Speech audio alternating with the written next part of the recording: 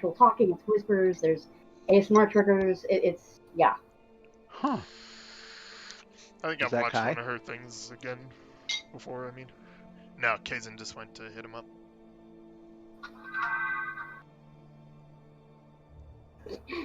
Alright, stream is going. Alright, I went ahead and I sent Kai a call, and we'll see if he bites my head off here in a minute. Nom nom nom. He won't, I don't think so, but... But yeah, she does these really cute D&D roleplays. Like, she does Tiefling, she did Tabaxi, she does Elven Druids. Cool. The Tabaxi one's freaking adorable. I occasionally link stuff that Jenny D does. She caught my eye when she did a Critical Role Jester song. That Jester song, yes. Yep. That was good shit. She makes good Yeah. content. She does. Oh man, her Jester cosplay is just amazing. It really was. Alright, let me kick in rhythm here and we will get Yeah, D&D, woo! Here's my favorite. After leaving Leonora and resting for the night at the south edge of the Westwood, the Uncommons spent the next morning speaking to some of the refugees, knowing that they would soon be parting ways. As snow began to fall, the Uncommon led the rest of the way to Amvale, but not before taking a quick side trip to deal with a small orc camp before the orcs even realized they were so close to so many people. In Amvale, Bartholomew spoke to his uncle, Aleros Margaster, who has been named War Duke of the Lord's Alliance forces there.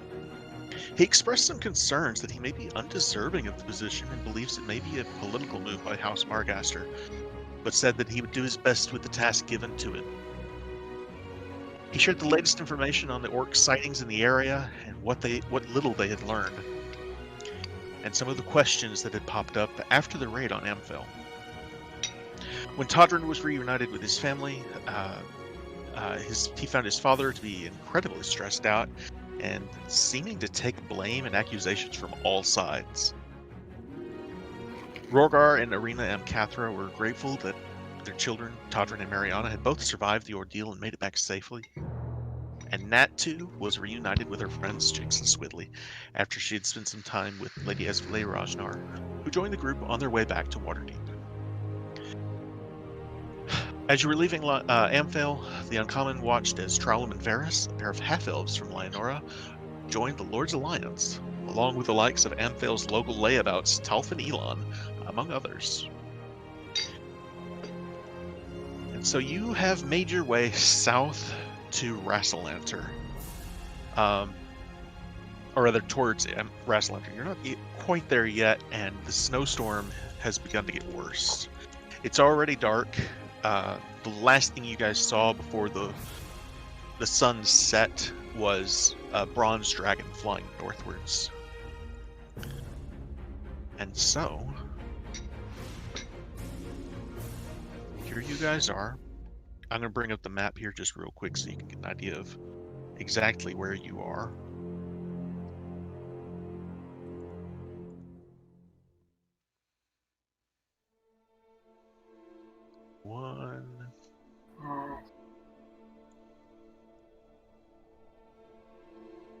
There you go. That should bring it to where you are. Does that work for everybody? Yep. Yes, sir. Yep. Seraphima, do you have your character? Yeah. Hold on, it's giving me problems. Oh, okay. Let me know if there's anything you need from me. There you go. There we go. All right. Have we done a long rest recently? Not yet. It is late in the day. That's the thing. You guys, when you left the edge of the Westwood, you went through Amphale. You traveled for a couple of hours. You got to Amphale, and you guys passed through Amphale, and you've been traveling the whole day towards Rassalanter. And it's like because of the distance you traveled before you got to Amphale, you're having to push well after dark to actually get to Rassalanter in time. And up ahead, you do begin to see the lights in from the inn and the local farmhouses. Isn't Rassalanter where the Zentarum? Thank you. It is. Where they had their encampment? It is indeed. Okay. as you guys are moving this way, you can actually look off to the towards the Sword Mountains and the sort of a west northwest direction, and you would see the Zentarum encampment. It is around the ruins of an old castle, the Rasalanter Castle that used to be here hundreds of years ago. But that castle's long gone. It's just ruins now. It's basically the foundation and nothing else. So, you guys make your way into town, trudging through the snow, and you arrive at the Sleeping Dragon Inn. And the first thing you guys notice when you get in here, it's packed. There are people everywhere. The tap room is just filled with people. Wow. Ooh. Jesus Christ. Okay. You can see that at the bar currently there's a man dressed in the Lord's Alliance a uniform. The title is Armar, which is basically a sergeant. He seems to be speaking to a dwarf behind the bar there. So we're here looking for a place to stay tonight, probably. A lot of people here. Probably. There's a lot of people, so I'm not sure if that's going to be possible. Yeah. Let's hope we have Worst room. comes to worst, I will just give us a position. For the record, I out want of to make. sight. Oh, sorry. I want to make sure this is all. Is the map seem to be working for everybody, right? The Yes. line of sight and everything. It Yeah. does. All right, cool. Ah, there are a lot of people here. Oh boy. I bet most of the floor is taken up by sleeping people too at night. Does anybody look up when we walk in? Recognize us, maybe? As soon as the door opens and there's this gust of cold air, everybody in the room looks around. It's like, shut that door. But nobody really lifts a finger or anything. They all glare at us like, why? You're letting the heat out. Yeah. Right, so what was that you were saying, Bart? If we can't get a room, what? If we can't find a place to stay, I can easily erect for us a void dimension. Oh, Esvele kind That'll of work for all raises. of us? Oh, sorry. That'll work for all of us? Indeed. Interesting. Yeah, Esvele Rajnar's with you guys. She raises an eyebrow and she says, I'm sorry, a what? A pocket dimension. I don't know what that is. I will demonstrate if the time comes. Okay. I'm ready to She see. kind of I'm waiting to see shrugs a little bit. right. Well, let me go talk up the lady, see what we can find. I'll head over to the bar. All right. Yeah, behind the bar, she's say 5'5" or so. She's got long dark hair, and she's currently washing out a tankard. And she just looks up to you and she says, "Oh, good evening, my lord. We weren't expecting anyone to come in at this hour. Welcome." Howdy, my dear. Looks rather busy. Yes, there's a lot of people trying to get out of the war zone, I guess. They're all headed to Waterdeep, I think. What can I get for you? Well, She looks a little bit frazzled, like she's had a busy day. What is that guy's name that we're looking for? I want to say Gnarl, but that's not right. Gnarl is right. Oh. Gnarl is the Brandis. It's The N-A-R apostrophe Dark Elf L. hey, Kai. You guys Hey, have Kai. been. I've been here the whole time. How do you spell Gnarl, Kason? That is a There's very an good question. Give me apostrophe one in it. second. It's a dark elf name. Give me 1 second. It actually does have an apostrophe in it, yes. I totally called it. Oh. Good job. That's racist. All elven names have apostrophes. Dark elf names. Even worse. Did you get it, Drax? I put I it there in did. the chat. All right, cool. Thank you. Right, my dear. We were hoping to secure a room for the night. And she kind of looks to the innkeeper, and he just kind of gives her a shake of his head, and he says, he interrupts the sergeant there, and he says, "I'm sorry, my lord, we don't have any rooms, but you're more than welcome to take a spot down here at the fire. If you'd like to roll your bedrolls out here in the tap room, that's fine. There's going to be a lot of people down here, though." And he leans in and he says, "I could go upstairs and ask someone if they'd be willing to give a room for nobility, though." He kind of, Not necessary, not necessary, good sir. But would you mind if I use a little bit of spell weaving? he just kind of raises an eyebrow and he says, I don't see any problem with that, I don't think. It won't be Excellent. fireball, I promise. That's good I news. just kind of raise my eyebrow at you. No fireball. I point my finger in your face like, no fireball. He says, "Unless it gets really, really cold in here." He kind of grins. I'll keep that in mind. All right, well, thanks for your time, folks. I'll take an ale. How about... Exactly. I'm standing next to him. All right, As and will with I. with that, the Lord's Alliance guy kind of turns to you as the woman behind the bar, she starts pouring you guys an ale. The sergeant says, "My lord, I'm Cathro, yes?" Right, He that says, would be looking me. at your colors. He says, "Well, me and my men are about to leave, but I just wanted to let you know that if there's any trouble, we have about 60 men garrisoned just down the road. This storm's about to get a lot worse, though. But if you need anything, we won't be far." Glad to hear it, soldier. Thank you for that.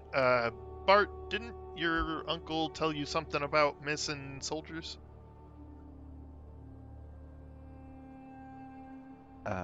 Did he? I don't remember that. Yeah, He mentioned gave you a missing scouting party. Yeah. Have we passed the point where they were last seen, or whatever the location we were supposed to look for? I completely forgot about that. Thank you. Yeah. They would. The last he heard, they were directly west of Rassalanter. So no, you're not too far. Okay, maybe we'll go check that out in the morning. He says, You men haven't heard "Well, anything about that, have you? Since they went missing? no, I'm sorry. This is actually the first I've heard of it. We were just stationed here recently." Right. Alright. Well, serve well, stay safe, be careful out there. "Well, thank you. If we hear anything about those missing scouts, we'll pass the word along." Thank you. And so the Armar, he introduces himself as Blaskos Ulraven, and he's got these two guys next to him that are his lieutenants, and they introduce themselves as Geldarm Tassor and Timur Longshaw. Awesome. And if you need those names, that's on you. Oh, don't you dare. I am good. They're on the tokens. I'm removing the tokens, but if you need the names, I can give them to you. Oh, you would. If you need those names, be quick. I don't think it's relevant. Nah. You can, Alright. you can probably just ask for the sergeant and find him pretty easy. But Esvalay comes up and I with you was guys. typing, what did they say? That if you need them, they're stationed. They have about 60 men that are stationed, not very far from here, just up the road. No new info on the missing soldiers. And that was the first they had heard of it. Oh boy. Well, that sucks. So Alright. Esvalay comes up. She sits up next to you guys at the bar and says whatever they're having. And meanwhile, Seraphima and Mortimer, what do you guys want to do? I'll probably go up to the bar and probably order water or something because I can't drink. I'll get drunk way too easily. All right. Whoa. Okay, that's weird. What's up? Is it supposed to look like there's light beams coming from the map? So those are the windows that you can see out of. Can you read That please? is very cool. Isn't it? That is awesome. And from where you're sitting, you can probably see into the kitchen too, and you can see there's a woman back there Yep. who's seems to be chopping vegetables right now. Oh, And the book probably smells good in there too. oh yeah, the whole room is filled with the smell of fresh cooked meats and breads, and just it smells wonderful. There's I'm a so hungry. on the far end of the room here. There's a warm fire crackling in the fireplace, and you guys can hear these guys a little bit on the loud side there at the end of the bar. They've got a card game going, and the innkeeper kind of leans in, and he says, "I'm sorry. Did I hear Todrin M. Cathra and Bartholomew Margaster? Was that your names?" I just That kind of would be raise my us. eyebrow again. Hold my arms out wide to the side. That would be us. You guys see this big grin come across his face, and he says, "You helped my daughter." I'm sure I did. He says, "Istrid, do you know her?" I Sorry. put my hand on your arm. Sorry. What, say the name again? Istrid Horn. She works for the Zentarum.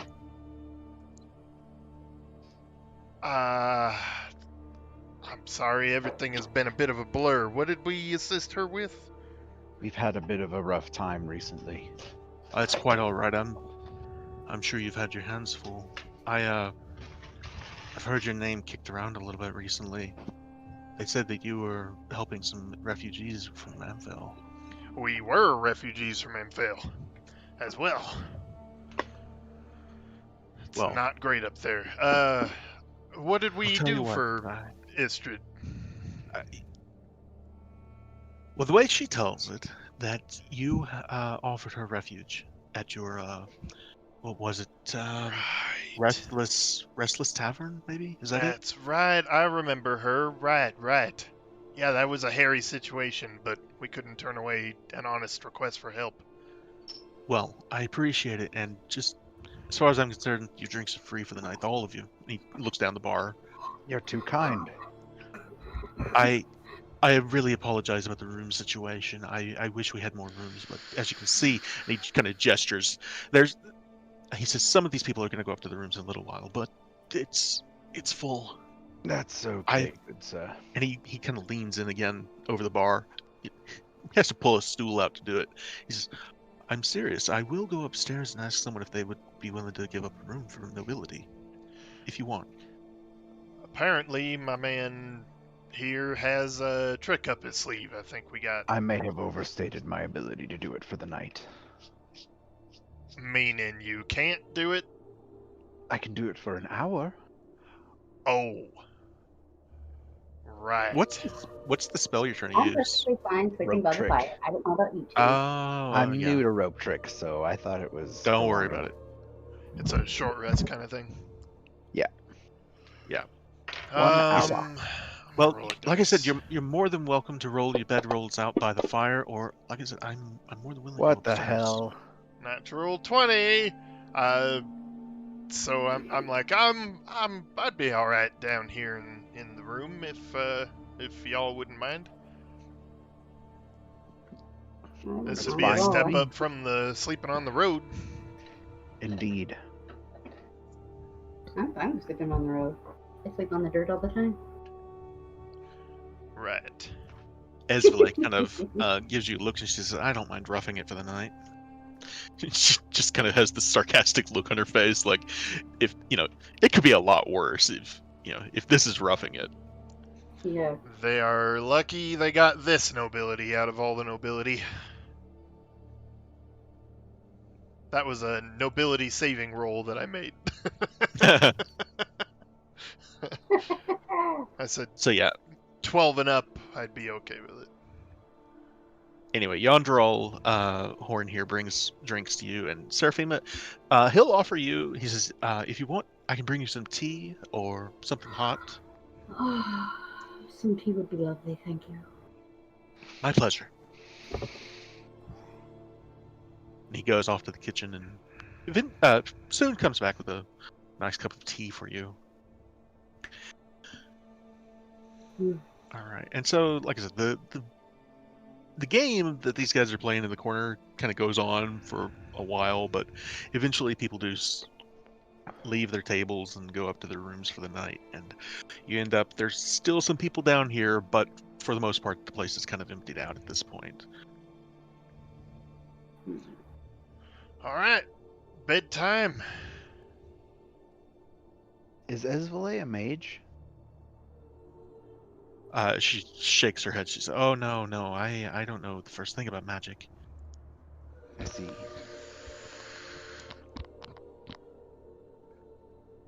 Well then. Best way to test that is to just shoot a fireball right at them, and if they counterspell, you know they're a mage. Oh my goodness. Mm, I can't deal with you today. Throwing a fireball at innocent people. I'll just sit in this chair over here and prop my feet up on the table. I throw my bedroll out over here and I lie down. All right. Esvale finishes her drink and she heads over here and makes sure to take a prime spot in front of the fire. I'll go over here so I'm not too hot, not too cold, and just lay next to the chair here.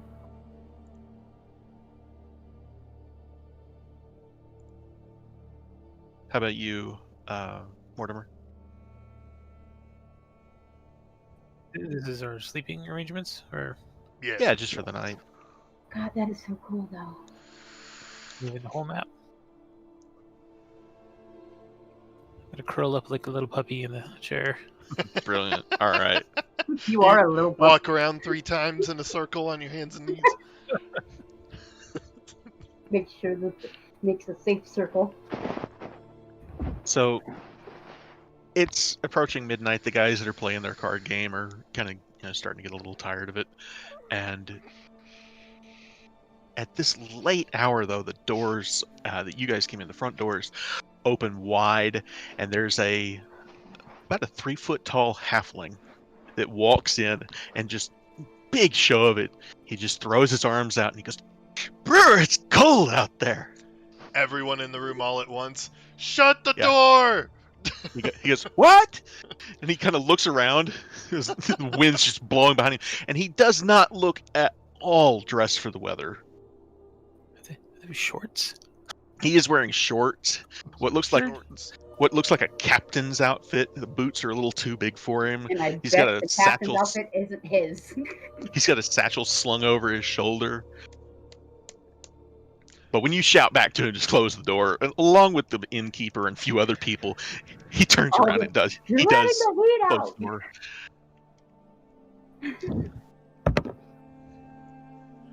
I'll You guys just get the keep an picture? eye on him and Mhm. Yeah. keep an eye on him, see what he does. All right. Give me 1 second here. I don't pay much attention to him. I'm praying at the Yeah. moment. He comes in through the door and makes basically a beeline straight for you, Todrin, and he pulls himself up a chair and he sits across from you, and he goes, "Hey, how you doing?" I'm doing all right. How about yourself? "Doing great." He says, "My name's Xander," and he reaches across the table. He basically stands up in the chair and reaches across the table, offer you his hand. I sigh, take my feet off the table, and lean out and grab his hand. Roll a strength check for me.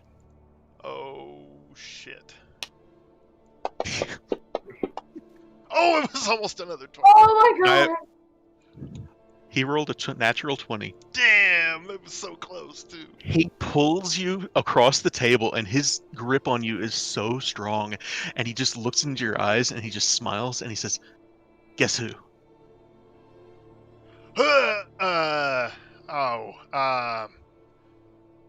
We wouldn't happen to have a deal, would we?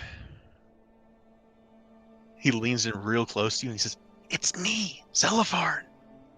Oh, okay, that's a lot better than I was thinking. Wow, I think we saw... hell? That's the dragon, right? Yes. I think we just saw you flying overhead.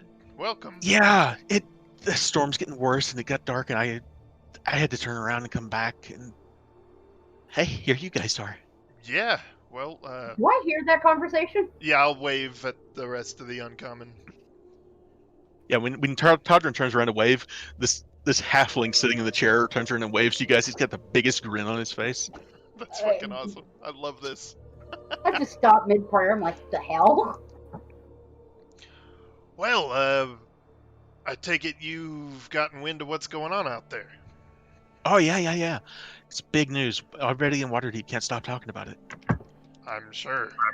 It's probably even worse than what you've heard. Honestly, we need all the help we can get. Do you plan on adding your strength to the resistance?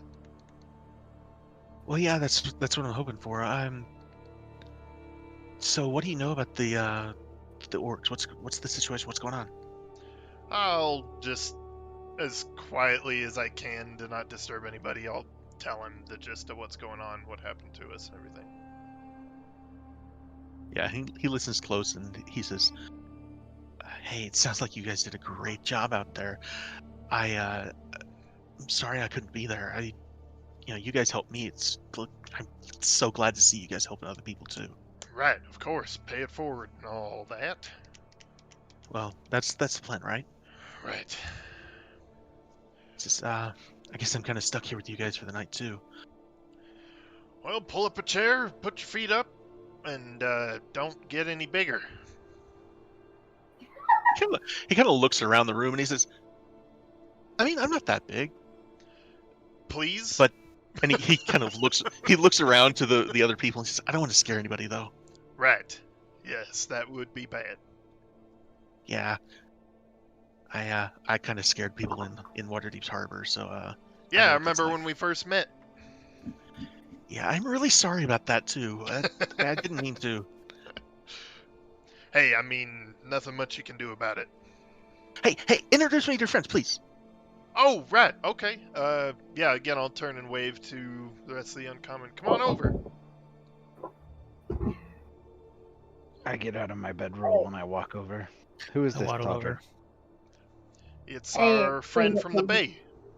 He reaches across the table to you, Bart, and grabs your hand and just the most firm handshake you've ever had in your life. My eyes widen. You're a strong... The Bay, you say?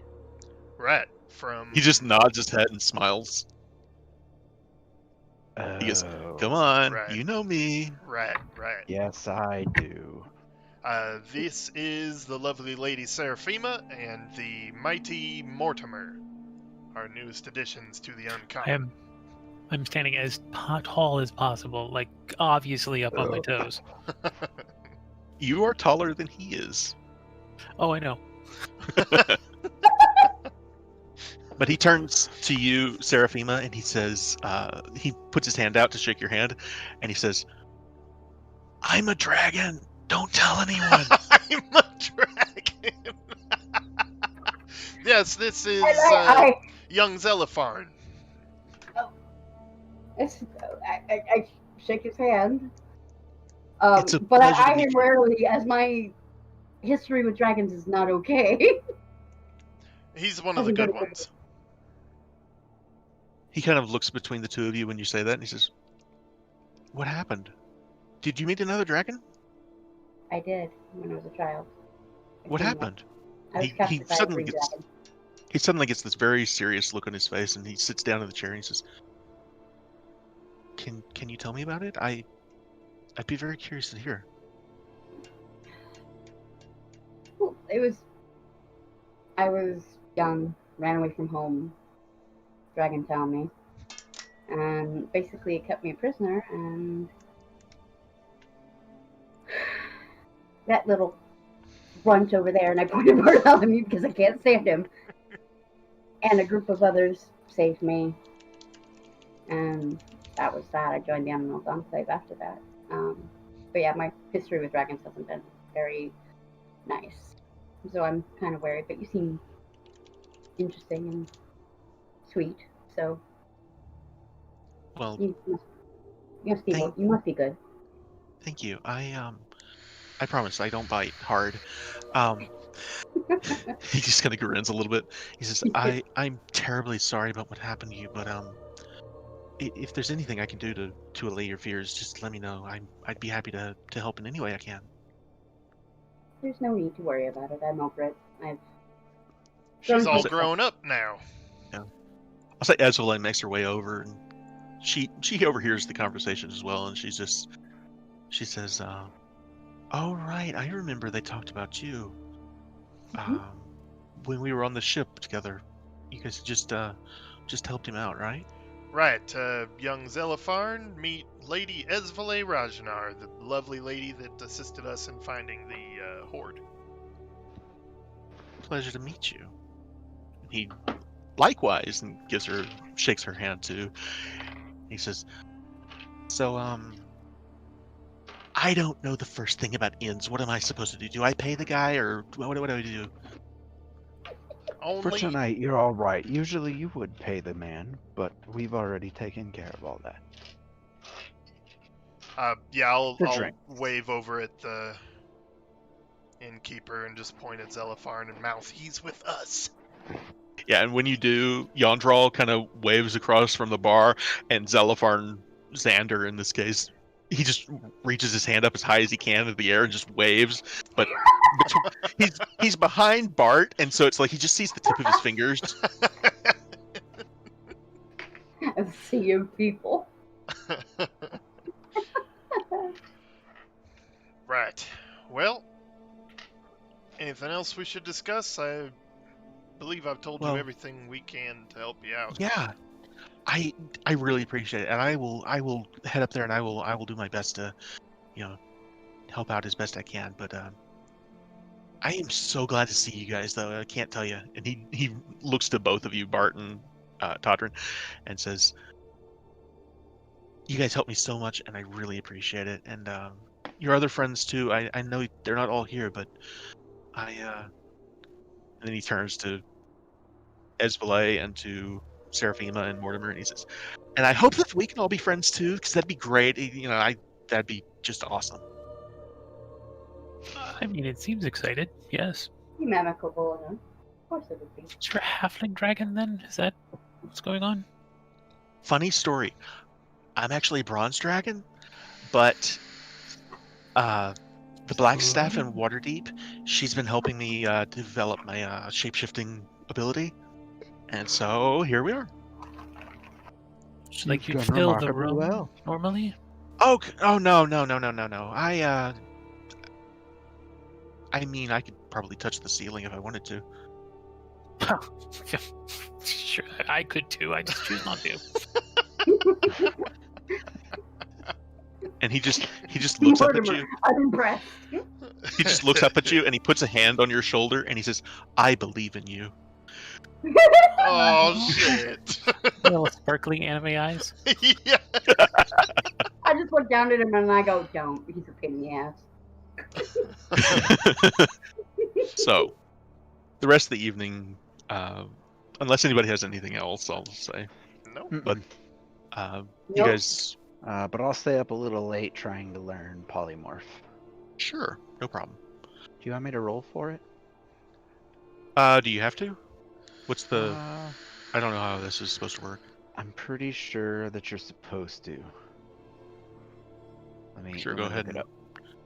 If you need to, go ahead and do it. But I'll go ahead and I'll put everybody. If nobody's gonna sit in one of these chairs, I know Mortimer wanted that one there, so he'll take the other one. But Wait, so he can stay as a halfling indefinitely? he says, That would "I sure." work. He kind of turns to you and he says, "I sure hope so. Otherwise, this is gonna be a really weird night." I like you. Oh, man. Just wake up with a dragon sleeping next to me. Oh, this is nice. This brings back memories. You wake up under a dragon. Oh, this is not nice. I can't breathe. I can't breathe. Oh, maybe not.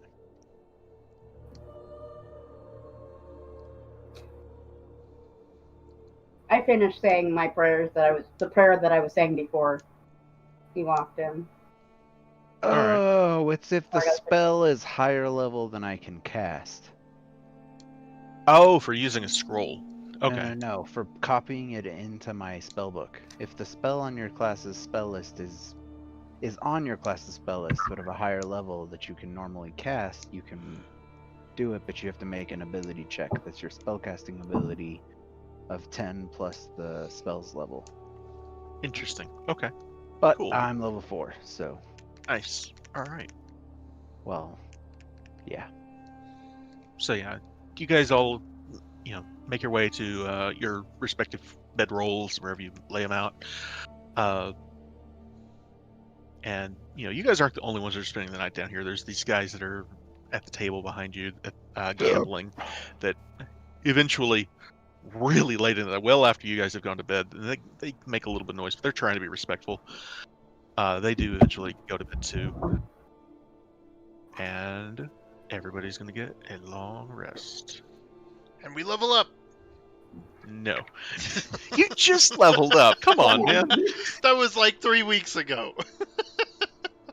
It was 2 sessions ago. Isn't it or was every other session?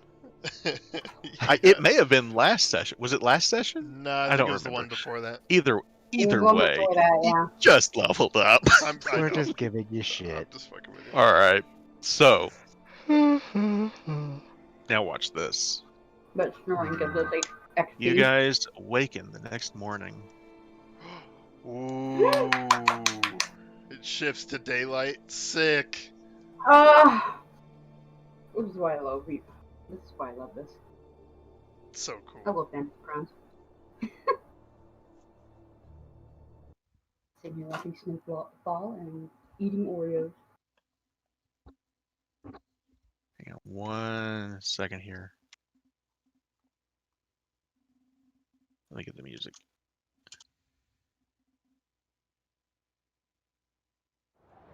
There we go. You guys awaken the next morning, and when you look out the windows as the sun has risen, and you can't see more than, say, 5 feet outside. Oh, good. Oh. Good old-fashioned blizzard. Now what? Blimey. And Well, Zelopharn's kind of, in his halfling form, curled up in that chair, and he raises an eyelid, and he says, "Yeah, I'm not flying in that." right. Well, prepare your daily spells. Any of you have something that might help us get through Waterdeep? I'm not flying in that either. Well, yeah, not flight. I mean, like, I don't know, heat, vision. Not heat vision, but heat or vision. Vision. Okay, Superman. How forward? So, before you guys start making too many plans, I'll lay out exactly what the details here are. If this is a big blizzard, this is a major storm, if you decide to try to get through this, it is extreme cold. Every character would have to succeed on a DC 10 Constitution save every hour, or gain a point of exhaustion. Fuck. Heavy snow, everything within the area, which is basically everywhere, is lightly obscured. You would have disadvantage on all perception checks.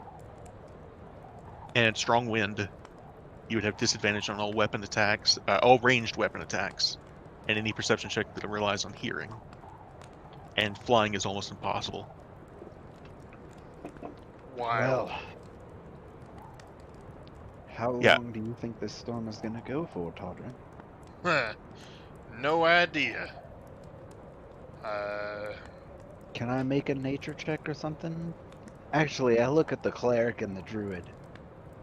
Any idea how long this weather's going to last? Yeah, you two are both experts in the field of nature if you want to make rolls. I think I have a spell for that. Give me a minute. I am not.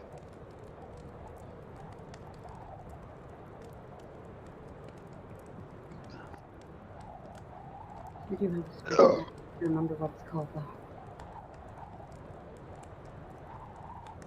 What do you guys make of that weather effect on the map? I think it's amazing. It's It's pretty pretty great, cool. dude. I thought it seemed kind of aggressive until you switched rhythm over. I'm like, oh, it's crazy wind. Got it. Yeah, this is the kind of storm where like the whole building is creaking sometimes, and it's Right. even with the fire and the fires in the kitchen, it's a little chilly in here. It's not too bad, and Yandrol Horn will actually have the barmaids go around with blankets for everybody that's out here in the tap room. Oh, thank you.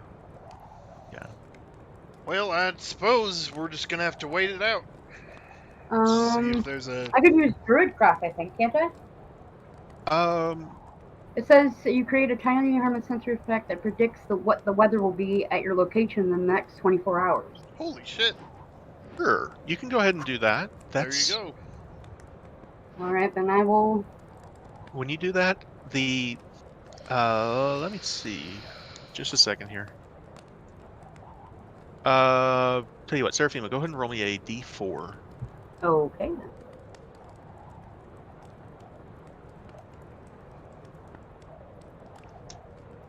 Okay.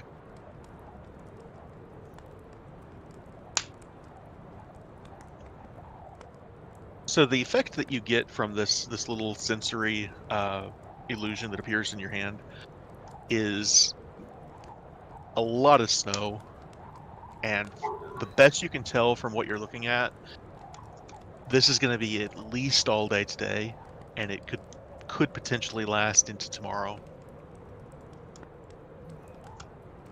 Well, that's not good.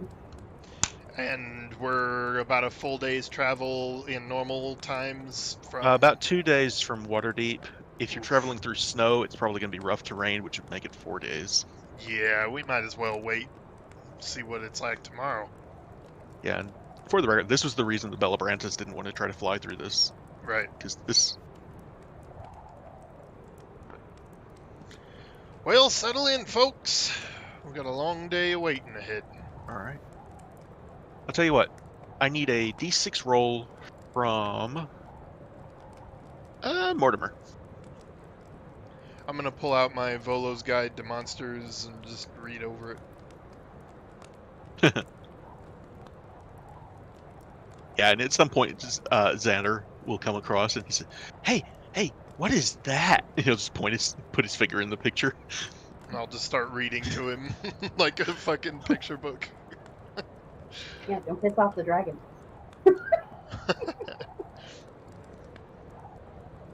Mortimer, d6. Kai, are you still here? Did we lose him? Nope, we didn't. Kai? He may have gotten up to go do something. Tell you what, Bart, give me a d6. He probably went to go fix a drink or something. 6. All right. So you guys want to try to attempt anything? No. I think I've done it all. I think I've kind of done all I'm useful for. All right. I What do they will do? ask the barkeep if there's somewhere in town we can get some winter gear. He says you could try the general store, but I mean, to be honest, with as many people that have been moving down towards Waterdeep, they're probably sold out. Appreciated. So, That unless anybody sounds has familiar, anything else, doesn't it, Drax? Uncannily. Are there a bunch of Indians in this Is town? do you guys have an REI up the street or something? I don't have any idea what any of that means. Our road Wait, trip. what? On our road trip, we were in the desert in Arizona, and this crazy fucking snowstorm came out of nowhere with 42 inches of snow. And by the time we Wow. got there, everything in every store was sold out. Everything from thick socks to gloves to shovels. Not a single thing anywhere. But then when we went to REI, the really upscale, fancy, like, snowboarding store, they had To give stuff. you an idea, I paid $50 for a pair of gloves. And that was like the cheapest set there. Jesus. Yeah, Wow. I still have them. They're great gloves, but they got up to like $50. $200 easy. All right, Supply so and demand, I guess. I will go ahead and give you guys another long rest if nobody's gonna try to do anything today. At No. some point, I'll pull out Seraphina's Bright Moon's journal that Okay. talked about Lorelei and everything. And Right. after reading through all of it again, I will fill in the rest of the uncommon on the fact that I think I saw Lorelei. Maybe it was I look apart. It was the same thing as before, where it was either an apparition of Suni herself appearing to me, or it was Lorelei. But it was when I Go was ahead. rescuing the rest of the refugees and Azure Edge from what's his bucket, Lugnak. Ludwig, right? Ludwig. Yeah. So, still not really sure what to make of all that. Do you let Xander in on this information? I say that much. Okay. Just curious. I just want to keep sure what he knows. Do you tell Esvele? Would you No. let her in on it? No. Okay. And then I'll just go back to brooding over the journal. All right. So, you guys get another long rest. The day passes pretty uneventfully. The guys playing their card game keep going all day. Literally play the game all day long.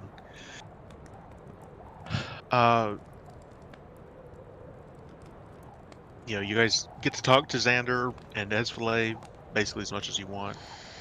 And that night, Todrin, Azure Edge, says, Maloon, we need to speak.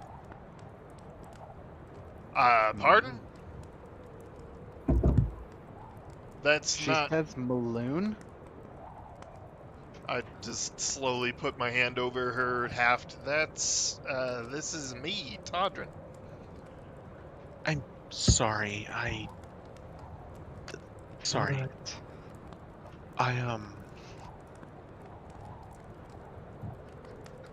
Ruh-roh. That's not good. Are you alright? I don't know. You got a headache? No, Should I get A you a half nail? ache? It's nothing like that, Todrin. I don't know how to describe it. Well, what'd you want to talk about? Undermountain, actually. Alright. Shoot. If we have to go down there, I've been down there before, more than once. Uh-huh. You're really going to need to get prepared. You need supplies, you need gear, you need food, and any kind of Bartholomew may need and you can tell it's like she's kind of straining a little bit to think. He may need spellcasting components, things like that. I wouldn't go down there without being prepared, that's all. I appreciate it. That's Not a place you want to go all willy-nilly. That's part of why Maloon died. He just went on a limb. Oh, yeah.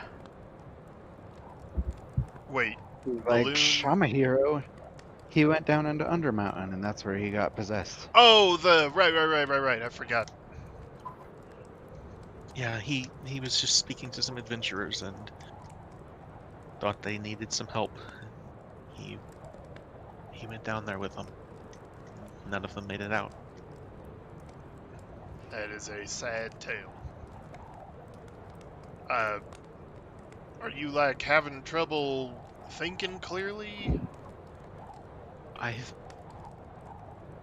And again, there's this pause. She says, "It's been getting worse for days. Before we were in Lionora, even." Okay. I will say this: Todrin, roll an insight check.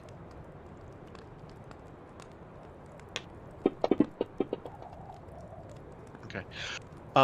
You have noticed this a couple of times with her, but not as blatantly as her calling you Maloon. Right.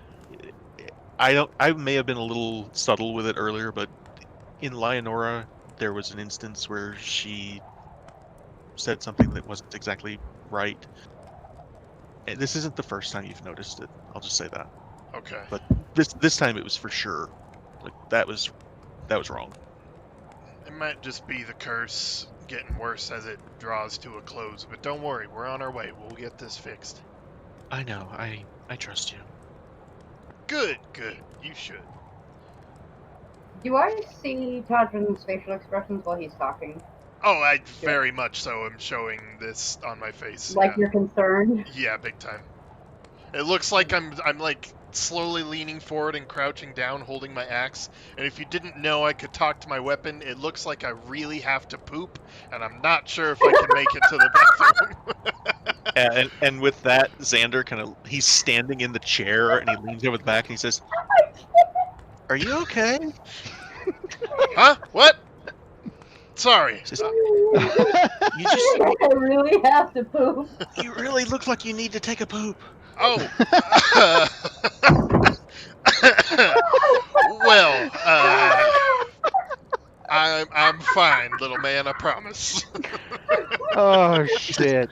I mean, I think that's what those rooms over there are for. And he kind of points to the north end side where the privies are. Why, I believe you are correct.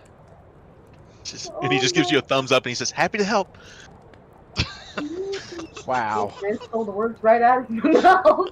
Good old dragons and how oblivious they are. He says, "Yeah, you should see what I have to do. I had to go outside earlier." Oh, Oh, I'm God. so glad you did. A halfling-sized dookie. And he just shakes his head and he says, "No, not halfling sized." That's bullshit. Literally. This whole experience is irregular. How did this Wow. devolve to this? Oh my god, my stomach.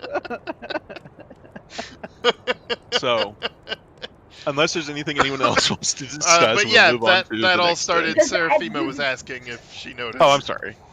Well, Yes, go ahead. Because if I notice that you're concerned, I'm probably gonna probably ask you, "Are you okay?" The little man took the words right out of my mouth. Well, yeah. When you ask again, I'll just look at you and say, "Yeah, everything's fine." But as we've said before, time may be of the essence here. And I'll just kind of I give you a look and pat at your edge, like. I nod and understand. Yeah. Need to get going soon. All right.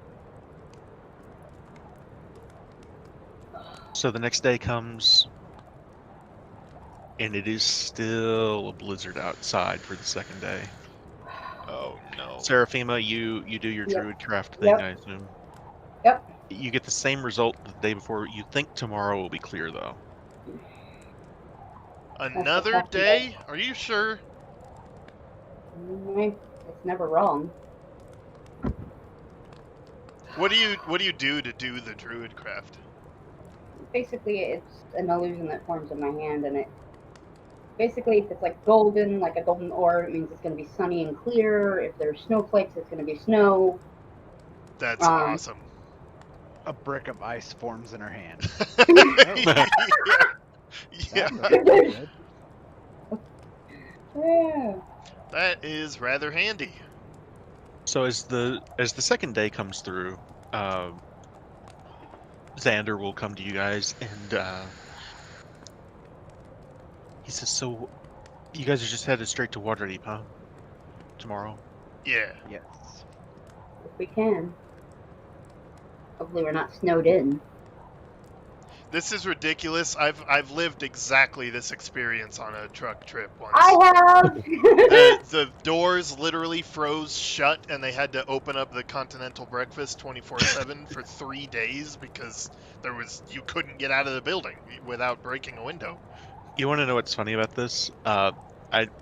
I put in the announcements on our Discord the weather that I've been having. Oh So yeah, this is actually unintentionally it's snowing here right now. dealing with that situation here myself. Yep. The worst experience I've had 2 experiences like this where I was on a Amtrak train and we had to stop because the wind was causing the train cars to shift and Oh like wow. jostle too much to where it was throwing luggage off of luggage racks. Oh People fuck couldn't no. go to the restroom because they were falling against the walls. Oh no. So we had to stop and just wait this thing out. And they started bringing complimentary coffee and snacks throughout the train. And secondly, in 2017, I live in northwestern Pennsylvania, which is right on the lake. Oh, fuck. And we got Christmas Day through New Year's 127 inches of snow. What the fuck? Yep. It snowed so bad that we made Berlin newspapers.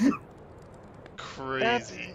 That's insane. That's 12 feet of snow. Mm-hmm. Because on top of the winter storm that was coming, we get lake effect. Right.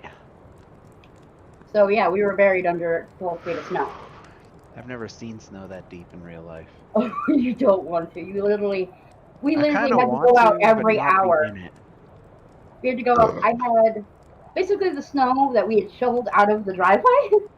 What went up to the top of a trailer? Like I lived in a trailer park, and it was up to the Wild. roof of up to the roof of the trailer. Okay.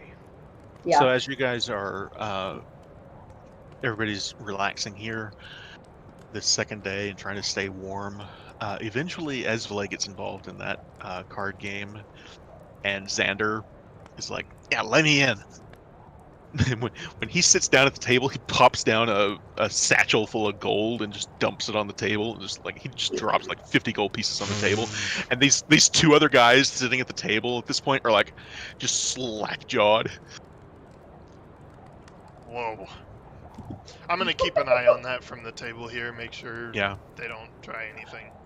All right. Keep roll a perception check if you want to keep an eye on that situation. All right. I kind of really don't have a very good angle on it, so I'm gonna Yeah. walk up behind him and just tower over him with my arms crossed. And whenever he looks up at me, I'll grin down at him all encouragingly. But the rest of the time, I'm just kind of giving them an eye, like, fucking try something. Tell you what, roll an intimidation check. Yeah, come on, baby. There we go. All right.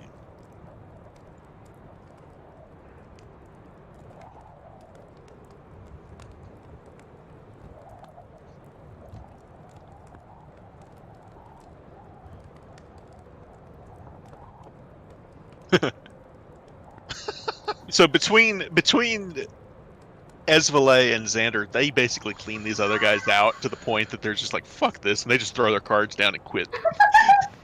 Nice. You get the impression, you see one of them just gritting his teeth, and the other one kind of gestures to you and shakes his head, and you get the impression you probably stopped a fight before it started. Good. But they throw their stuff down and they go get themselves a drink. I'll sit down and join them. Yo ho ho and a bottle of fuck.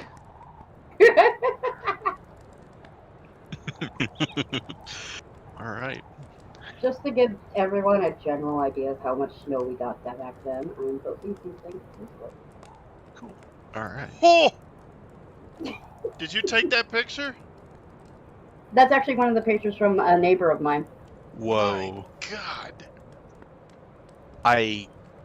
That is wild. Mm-hmm.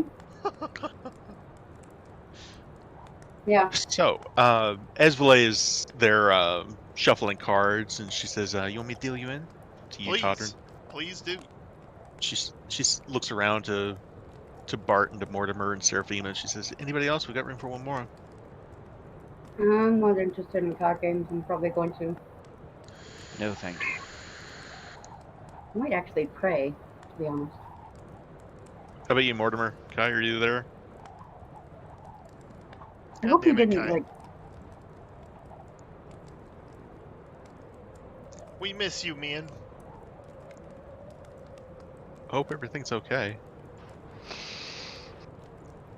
So, they start a card game with you. We don't need to They- roll dice or anything. Yeah, it's just a friendly game. Unless you guys want to start betting, I'm not gonna make you roll. Nah. But you play cards with Ezvile and with Xander here, and he actually seems to be really good at this. And as you guys play, he tells you that he's been playing with some of the city guard from the watch area, and he says, "I haven't told him I'm a dragon either." Good move. Good move. Sounds like he's just desperate. It sounds little beast. like he really wants to, though. And he just, yeah. Yeah. Oh yeah. So bad. And he goes, "Hey, when all this orc stuff is done, can I come to your hat tavern?" You can You don't even come have to. anytime. Thank you.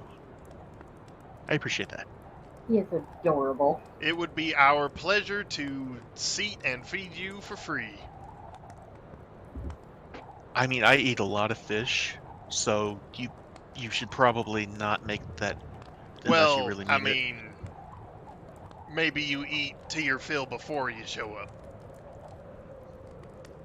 I don't know. You already said it. He just grins. He's 6 years old, Seraphim. He's Fair 6. enough. Fair enough. Aw. You got me there. Well, we'll see what we can do. So, this day will come and go, and everything will clear out, and In the the snow will future. stop. Zelfar's The, coming. We're out of food. We're out of food. Remember that. Hide it. Hide all of it. Sorry, man, I don't have anything for you today. That smell! That smelly smell! Dragon! All right. So, the next day, though, when you guys awaken the next day, the snow has gone, everything looks clear, and do you do the druid craft, Seraphima? Yeah, I was gonna say I'm gonna do it now because I want to see Yeah. if it'll stay clear the entire day. Yeah, what you get is sunny skies, and when you look outside, it's just blue skies, and it looks clear as a bell out there now. But for the last 2 days, though, it's been pretty cold and a little uncomfortable. But here you guys are. So, Today looks like a good day to leave if we're going to.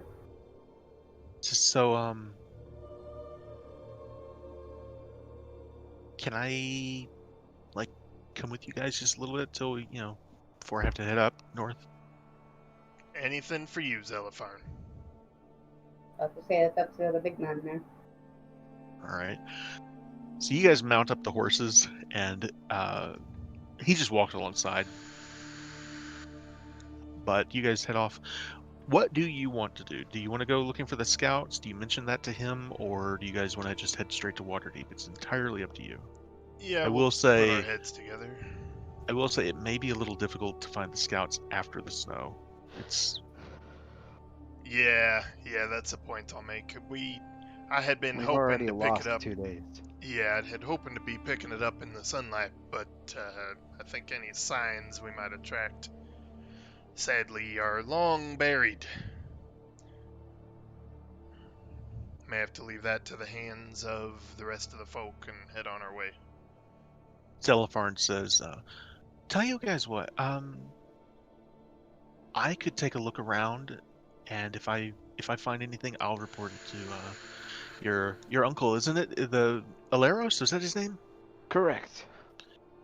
I'll see what I can do." Awesome. Great. Spectacular. All right. Well, you guys enjoy your ride. Be safe. I'll see you guys. And just to point out, at this point, there's a lot of people on the road headed south to Waterdeep. It's not just you guys. There's all those people that were waiting. They were waiting for this to get on the road. All right. So Be safe, Celephone. the only other thing I'll mention, just because it came up beforehand, Bart, did you had mentioned the Zentarum camp? Did you have any interest in going there, or was it Nope. just curious that they were there? Yeah. All right. All right. I need a D20 roll from. I'm going to try Kai one more time. Are you there? All right, I'm back. There you go. Okay, give me a Who D20 are roll. you? So you guys spent 2 days in the Sleeping Dragon Inn, which appropriately named, with Zelifarn. Todrin ended up stopping a fight before it started by intimidating those guys that were playing the card game when Xander and Ezvale got involved. All right. By the way, So- do you guys think in wintertime with the blizzards it becomes snow deep? No. What? Mhm. You mean ice? As opposed to, yeah, exactly, yeah, What?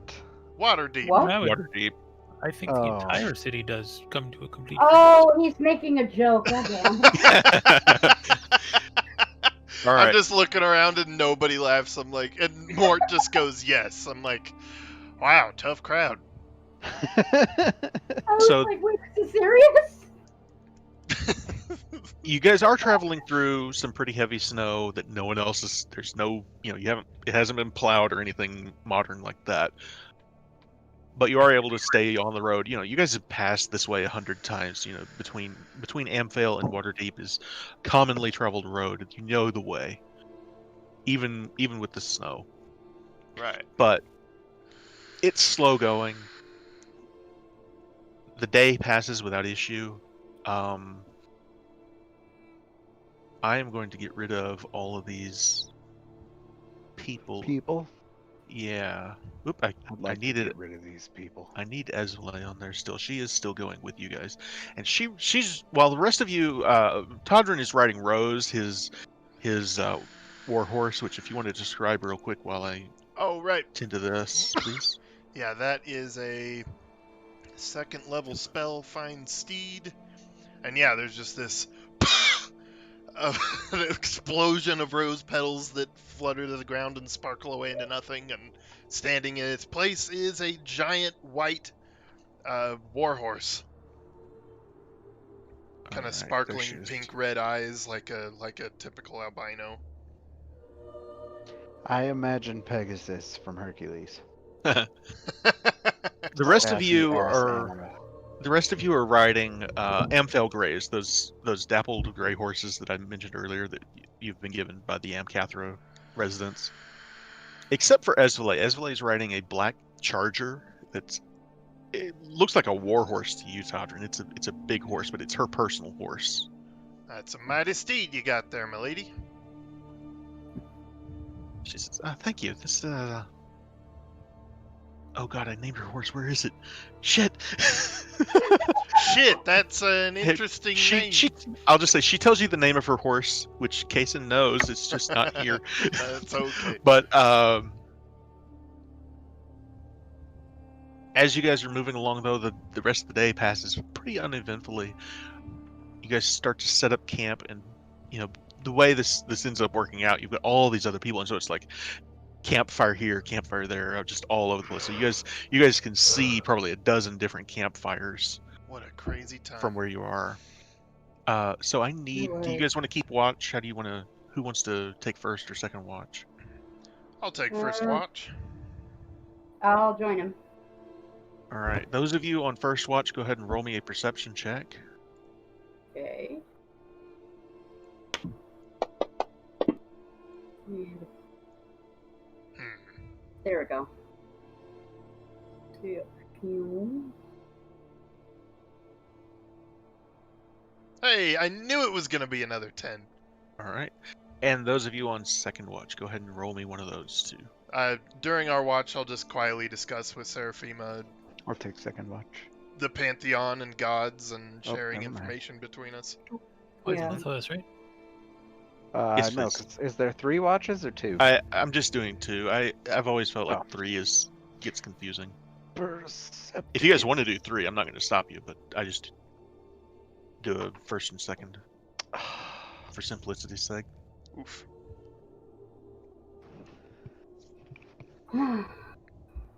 So yeah, the night passes uneventfully for both watches. Nothing happens.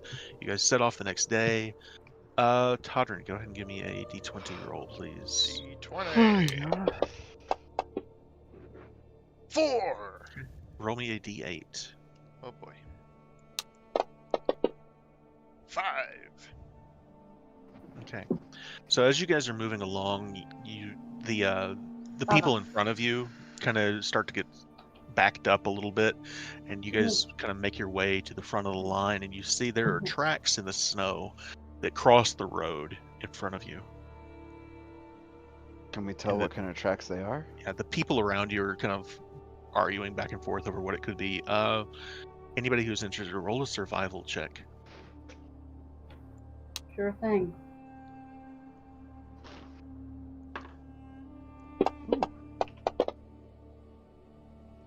Okay.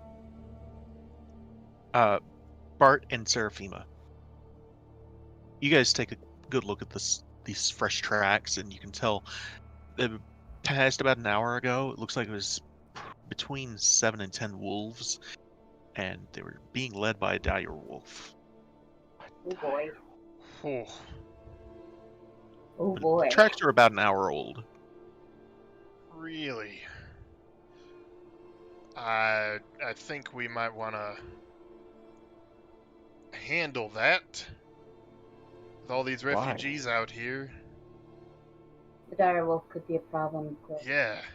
You tell him, you know. Forest Of course folk. I do.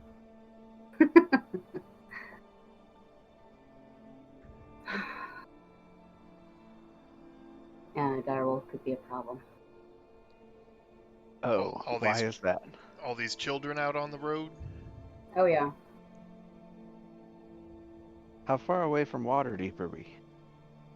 You're still the better part of 2 days in this heavy snow. We got time. We got time. We'll get there.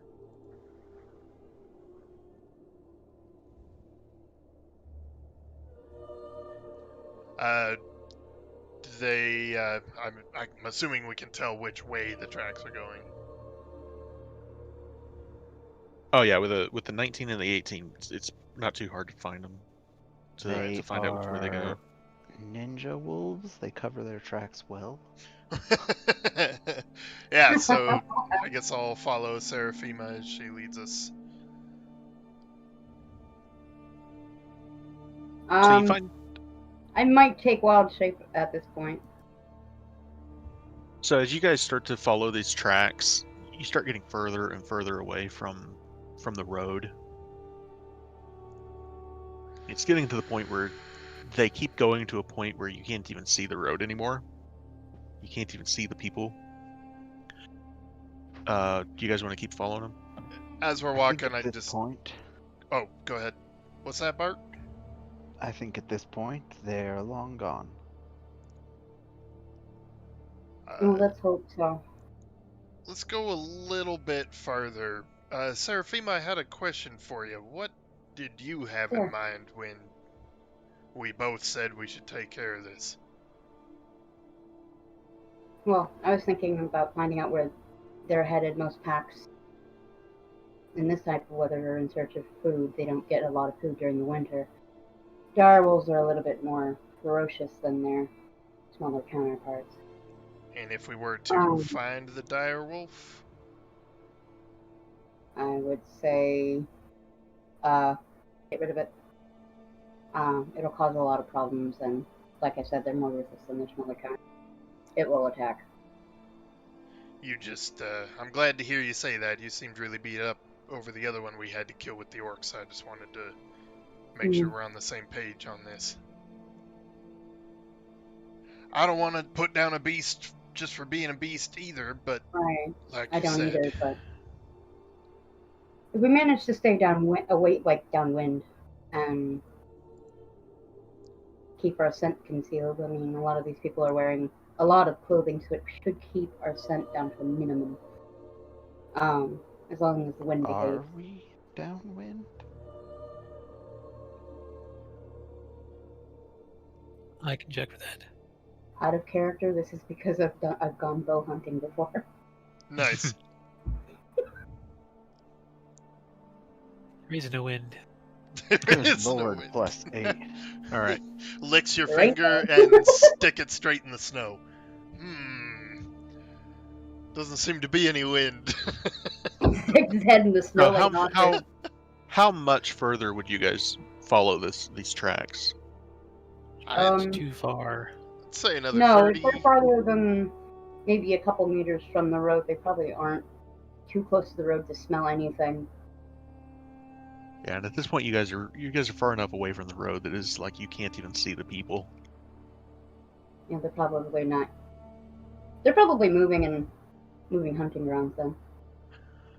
Alright. Settles it for me then. Now let's return to the people. All right. So you guys head the rest of the way southwards towards Waterdeep. Bart, go ahead and roll me a d20. This is for the night. And then do you guys want to do the same shifts? Yep, Sure. I enjoy my conversations with children. Indeed. All right. Roll I will. first shift. Give me your perception checks, please. Alrighty. Okay, there we go. I'll spend the time animatedly telling her about the Temple of Suni in Waterdeep. Mm-hmm. So at one point in the night, and it's a clear night, you have a perfect view of the stars. It's like, it's one of these things where there's like no light pollution aside from just the campfires. So when you look up, you see everything. Even there's a shooting star at one point. It's a beautiful night. Oh, that's a bucket list thing for me. And off in the distance. You've never seen a shooting star? Nope. Never. Oh, What the wow. hell? Oh, Crazy. that needs to be fixed. Never seen a shooting star, and I've never seen the sky without light pollution. Both things are captivating. I'm jealous of you guys, man. Seraphima, off in the distance, you can hear it first, and so you turn to Toddern and draw his attention to it.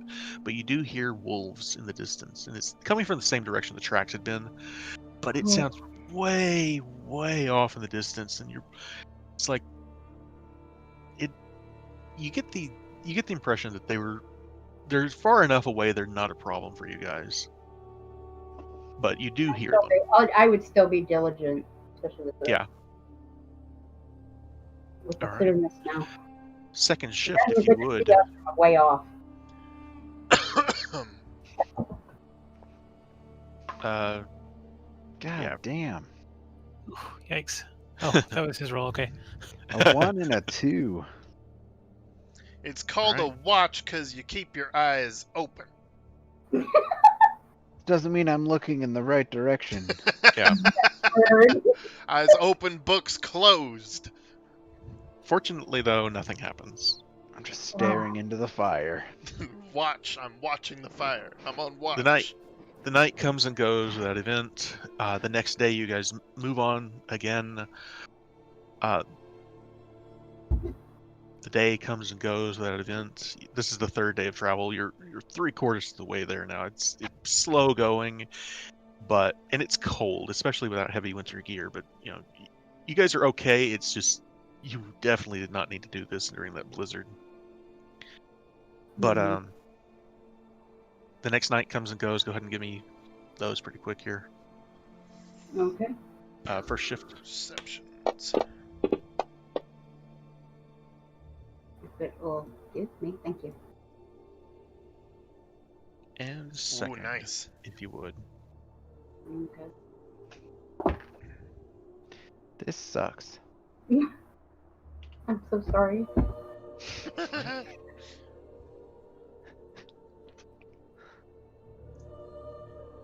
So at one point during the second shift, you do hear a bit of a ruckus at one of the other campsites.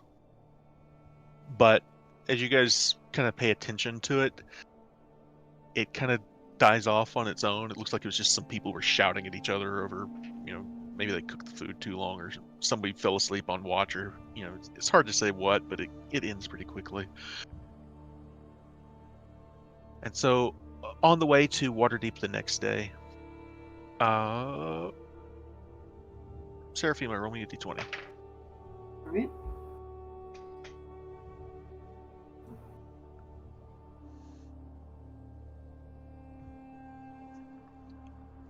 Okay, and a d8 rather.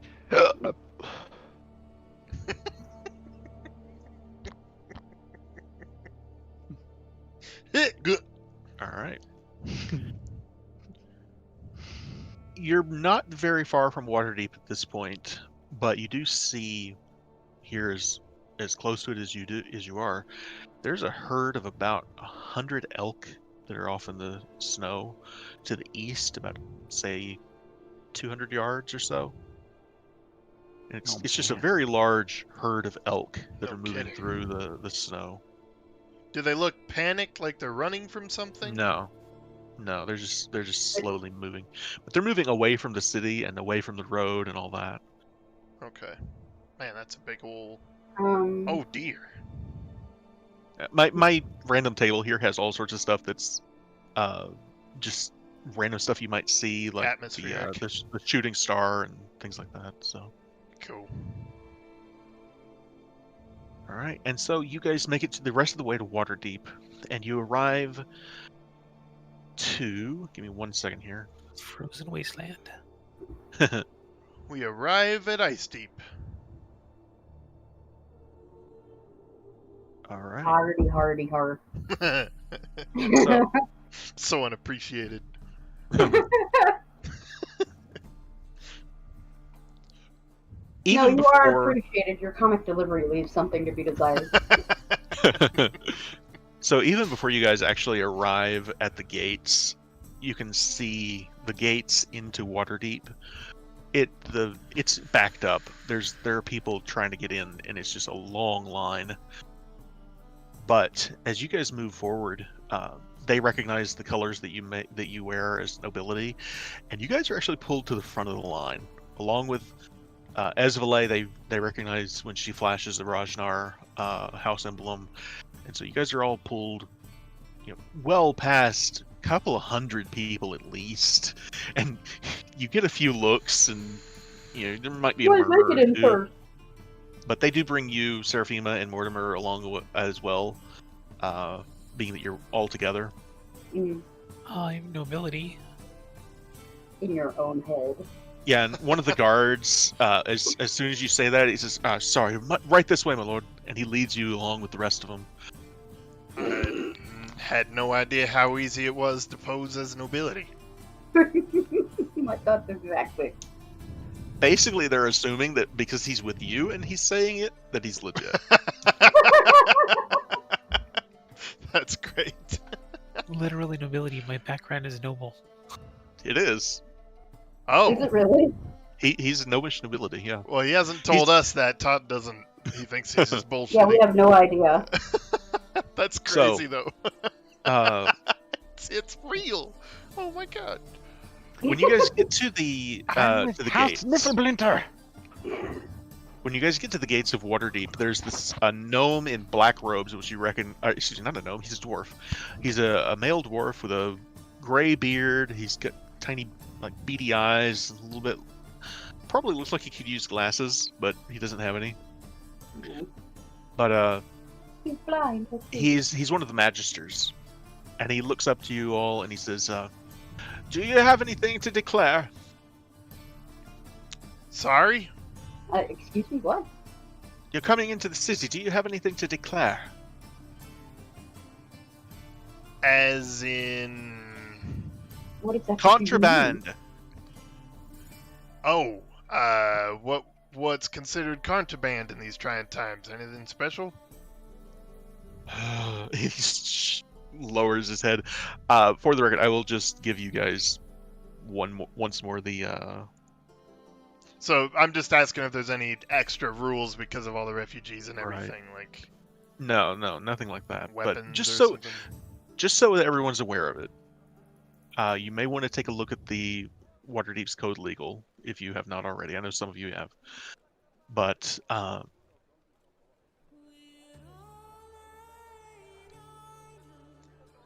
No, my Anyway. good man, we are law-abiding folk. Is the and so uncommon known here? the cap. I'm sorry. What was the question? Is the uncommon known in Waterdeep? Oh, Like, yeah. well known. And he kind of looks at you again, Todrin, and he goes, "Oh, I'm terribly sorry. I remember your name now. Please go on ahead. Go on ahead." Right. Thank you. And so as you Suppose guys I are should passing lead through, with that more often, huh? Looking at Seraphima.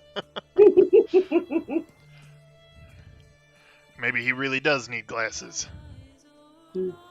Poor blind man. so as you guys are passing through the north gate here, and I'll bring up a map of Waterdeep here for y'all to see also. But as you're walking through the snowy roads, here they've been cleared, so walking through them isn't too bad. But you hear paper boys that are barking out the headlines of the day, and one of the headlines you hear is "Masked Lords considering new lance tax after orc attack on Amphale. Nobility demands inquiry and immediate military response." And you hear another one as you guys keep walking a little bit. "Zentarum prays for the defense of Rassalanter." The one that really catches your ear, though, is "Magister murdered in his own home. City Watch investigators baffled." Oh no. Magister. They're basically one of the- police, right? One of the guys he was one of the ones that the guy who just questioned you guys at the gate is a magister. Right. That's They're the order I judges, work with, basically. right? Oh, they're they're like judges. detectives, Oh. investigators, and stuff. Like, No, Magistrates. no, the investigators would be like Saith and that's who I was Barnaby? thinking of. those guys are investigators. The magisters are judges. Oh, okay. So this is I'll flag a down. judge was murdered. I'll flag down one of the boys. What was the man's name, or woman's? Give me 1 second here.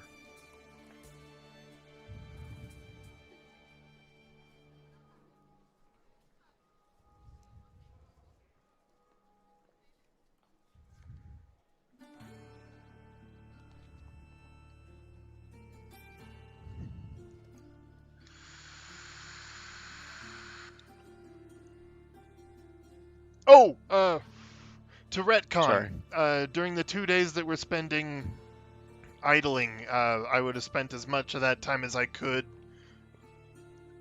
strong-arming Bart into teaching me Elvish. Strong arming. That'd have been a lot of really good experience to gain. So his name was Ulrich Moritz. Okay. I'll put that in the chat.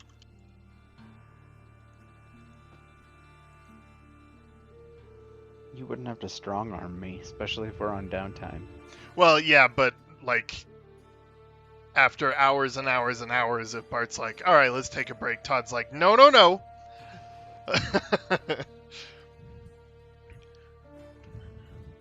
He's very eager to learn this. I don't remember how long that takes.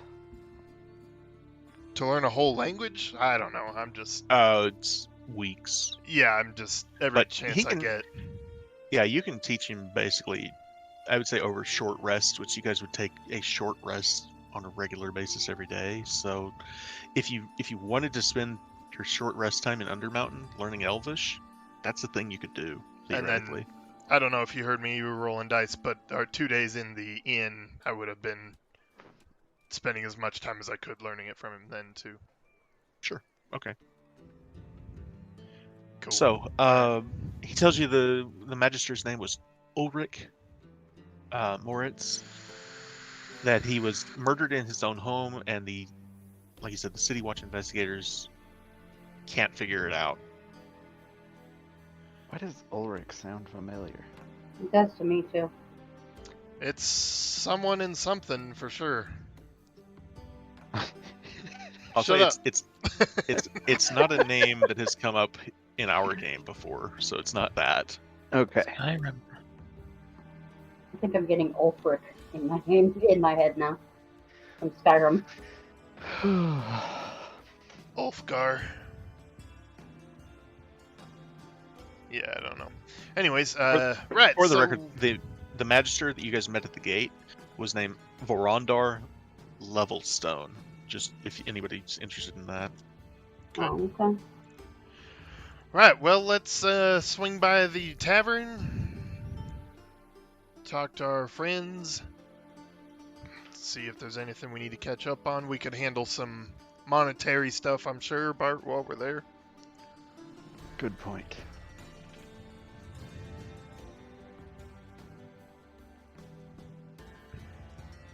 So Esvale asks, do you mind if I come by? I could use another drink.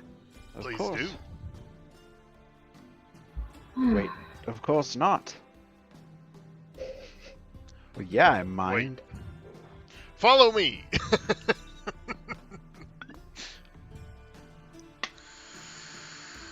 Oh, you updated Avi's portrait. Yes, I did new portraits for Imbric, Avi, and Fala. La, la, la, la, la. Is Fala the blonde elf or the brunette elf? The blonde. Yeah, Fala's the one south of Trollskull Manor. Oh, those are tattoos. I was like, why does she have so many forehead wrinkles? Or it, I guess. So They? Dress her up. Jesus. I will say you have Jesus Christ. you have not yet met the person across the street from Trollskull Manor, so that's a new one.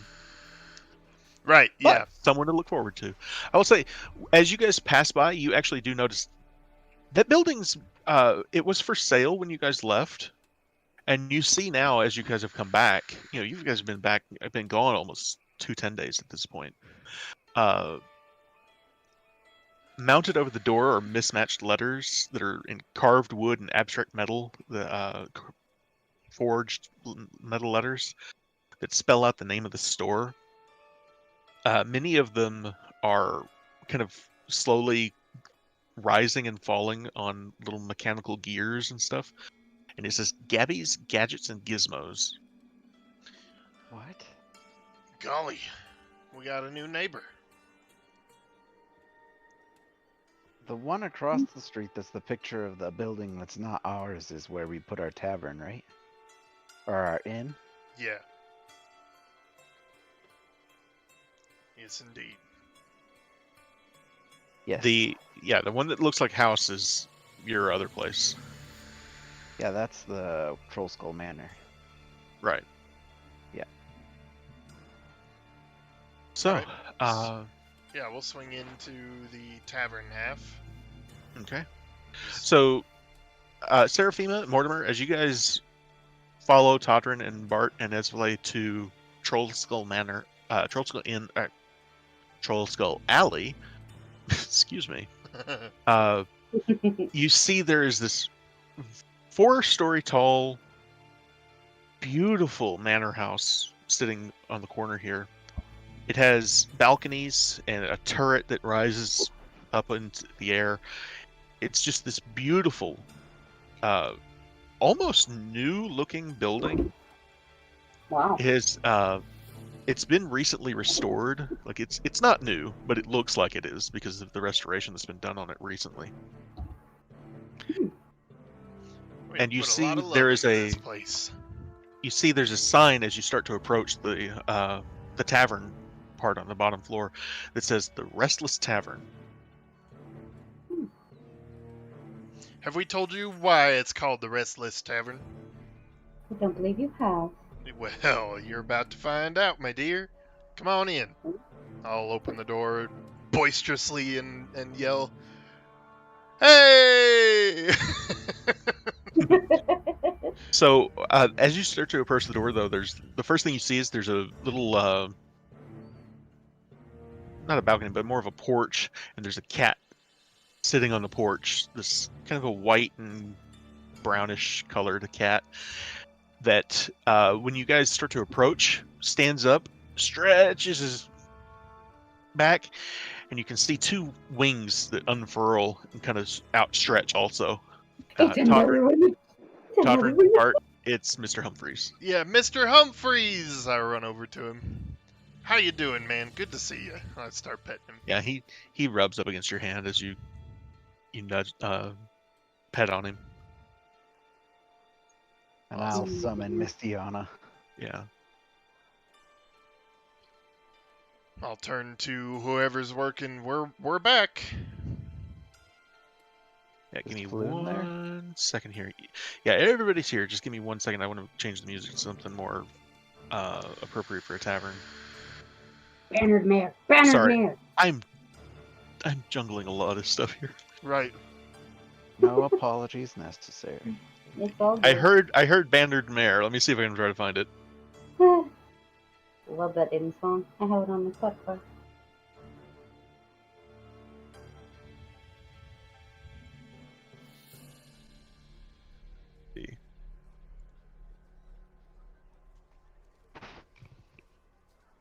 Yeah, there we go. That ought to work.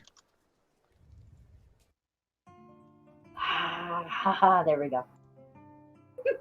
Sweet. This music makes me happy. I sleep to this music, actually. All right, you guys should have a map. It's a kitty. I'll approach Floon and start inquiring how business is and what kind of upkeep we need. Since we've been gone for almost a month. Hmm. Try moving again. You should be able to do it now. Never. Oh.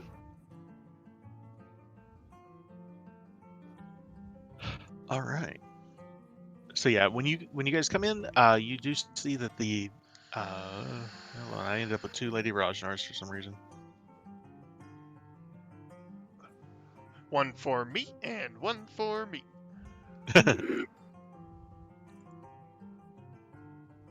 So yeah, you see many of your friends here as you come in. Imbric and Avi are sitting at their usual spots at the bar. Gaxley. Fala is here with Ziraj sitting at a table. They're having a meal. Gaxley Rudderbust is sitting there, and as you guys come in, he is in the middle of telling Imbric and Avi his latest theory about something. You guys haven't quite heard what it was. And behind you, behind him at the table, you see Tally and Rishal sitting at a table with a young female gnome and Nim, the Nimblewright construct that is Seraphima. When you and Mortimer, when you guys come into the room, you see this almost looks like a copper man that is sitting at the table. Well, that's interesting. Yes, it's a full plate mail. Todrin has his head, I believe. Right. Like to wear it on occasion. He makes similar sounds as we're hearing when he drinks like that. I'll just bring the 2 new folks around and introduce them to everybody. This is Fala La Falier, runs the shop across the way. It's Coralon's crown. Yeah, it's potions and lovely flowers. Pleasure to meet you. And this This is is mine. Ziraj the Hunter. Hein doesn't remember who. Ziraj is basically her roommate. Oh, right, her like bodyguard type dude. Not a bodyguard. No? He's a friend and a roommate. Okay. Ziraj helps her around the place. We have Imbric and Avi over here. They are master armor smiths and weaponsmiths. They actually made Yeah. Oh, my armor and Bart's crazy sword. Yeah, when you turn to Imbric and Avi, they are Genasi men. Both of them, one's a fire Genasi, the other's a water Genasi. And so when Imbric turns to you, you can see like fire dancing in his eyes. He's got red skin, and his hair almost looks like it's kind of Oh, waving I back thought he and was forth infernal for a minute. like a fire. But Like he a reaches. like, Oh no, this is a little different. This is more elemental based, not the hells. I oh, like genies. Yeah, they're related to genies. oh, Elemental okay. gin. So he reaches across to shake your hand, and when he does, his grip is not too strong or anything like that, but it is uncomfortably warm. But Ow. maybe not so uncomfortably with the weather being what it is right now. So it might actually be a little on the pleasant side right now. Yeah, welcome change. Avi, on the other hand, he looks like he just stepped out of a shower, and he's wearing what he's wearing kind of almost looks a little bit soaked, and you get the impression he probably is not comfortable outside right now, just because he's. Oh, yeah. But he is a Probably not. water genasi, and when he goes to shake your hand, it's a little clammy. But other than that, but they're both very friendly, and both of them greet you, and we'd love to have you come by sometime. Of course. They do good work. Practically anything you can come up with. Behind Nice. the bar is a red-haired man with a short red beard. He introduces himself as Floon Blagmar, and he's the bartender. He says, Pleasure. I've been working for Taldrin and Bart, about 6 months now. Running out from behind the bar, you see there's a halfling. She comes around the bar and to you guys, and she says, welcome back. We heard so much about what happened, and that you had been captured, and what... Is everything okay? Is everything okay here? And I've got my book open to the back, going over numbers with Floon. She goes, I think so, yeah. Good. Danica's the young one, right? Yes. How are you, little lady? Where are her brothers? Oh, they're back in the kitchen. My brother Kelso's back in the kitchen, and his girlfriend's back there too. Oh, right. Wasn't there two of them? It's Kelso Fiddlewick is her brother, and Bryn Hilltopple is his girlfriend. Yeah, it's She just had two brothers. just three of them. She says, no, it's just me and Kelso. Okay. And then around the corner here we have Gaxley Blubberrust. Rudderbust, actually, he says, Sorry, I'm the my publisher apologies. and he kind of pushes these. He's got a pair of spectacles that he pushes up on his nose.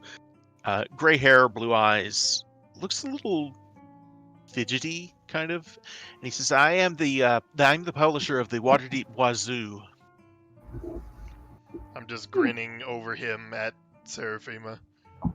He says, my lord, you should hear my new theory on who the Black Viper is. I'm sure I absolutely should. I was just talking to Hindrick Alendhi about it. They are very fascinated. They think I might be right. I am onto something now. I'm sure that's true. I'd be glad to hear about it later. Out of character, the Wazoo is kind of like the Inquirer. Oh, Yeah, basically. Yeah, okay. So tabloid. Yep. pretty much. He's a crazy conspiracy theorist. Oh, that's nice. And over at the table in the corner, you see Tally Fellbranch and Seraphima, Mortimer. You would both recognize the Fellbranch name immediately because his brother, and I would say you would know his brother, is actually the groundskeeper of the Emerald Enclave hold here in Waterdeep, which is called Falconmere, and it's down in the South Ward. Right. But his brother's name, I should have here somewhere. Where's his brother's name?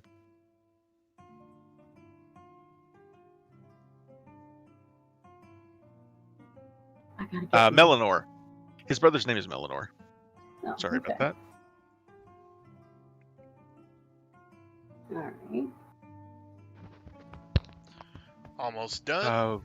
Where was I? Rishal introduces himself. He is the the keeper of the Bookworm's Treasure, which is the local bookstore and magic shop. And he, in turn, turns to the gnome that's sitting beside him. And, this is our new neighbor. This is Gabriella Gobblefern. And she's waves to you all, and she says, "Just Gabby is fine." She says, "I'm a friend of Nim's," and she gestures to Nim sitting across the table from her. Ah. She says, I worked at the Temple of Gond, and well, I had a disagreement with Valletta, and she didn't. Well, long story short, Nim and I decided that it was time for us to move on, and so we came out here. He wanted to be close to friends, and said that this would be a good place to start. Indeed it is. Welcome to the neighborhood. I would love to stop by and see what you got. Yeah, Nim turns around and stands up, and Seraphima, you see him start. He starts moving his hands, and you recognize it's the same kind of sign language that you saw Nat using. And he just says, "We're all so glad that you guys are okay, and glad that everything's that you returned." And the first thing he asks, though, is, where are the kids? Are they with you? No, sorry, Nim. He can hear me, right? I forget. Yeah, he can hear you just fine. As soon as you say that they're not with you, there's an almost noticeable slumping of his shoulders. But they're fine. They're fine. They're safe. They're up in Amphale with my family. And he just again signs to you. He says, "As long as they're safe." They are, trust me. I'm sure they'll make their way down here as soon as it's feasible. Right. Okay. Well, yeah. So money-wise, do we have earnings to pick up? Do you guys want to handle that right now, or should we hold off to the end of the session? We can do it at the end. I think that's fine. Okay. But yeah, Will it take long? it usually does take a little bit, but it's not too bad. All right. With that though, Floon says, "Oh, I almost forgot." And he reaches under the bar and he picks up a chest. It's not very big.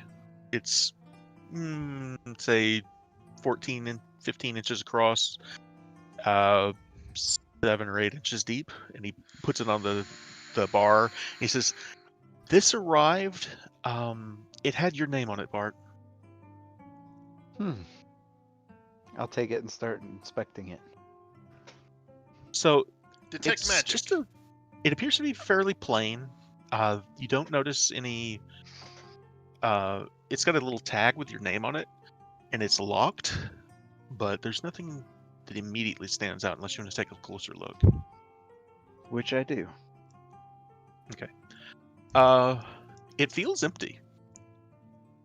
But roll a investigation check.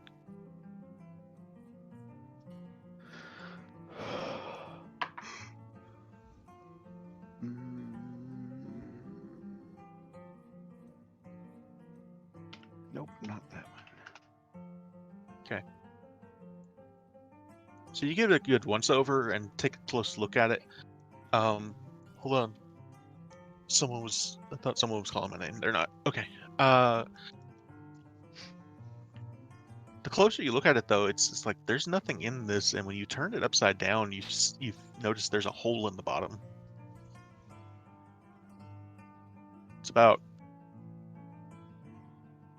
an inch wide. What's going on there, Bart? I'm not sure. Floon, who left this? I'm not really sure. And he looks to Danica, and she just kind of shrugs. He says, "It was just a guy, human, brown hair. I didn't recognize him. He's not a regular. He didn't leave a name or anything." He says, "What's wrong?" There's nothing in this chest. You sure? I look I don't look through the hole, but I not like put my eye up to it, but I look through the hole, Right. kind of shine it towards the light. Yeah. Pretty Roll a perception sure. check. Maybe swish a wand around in there.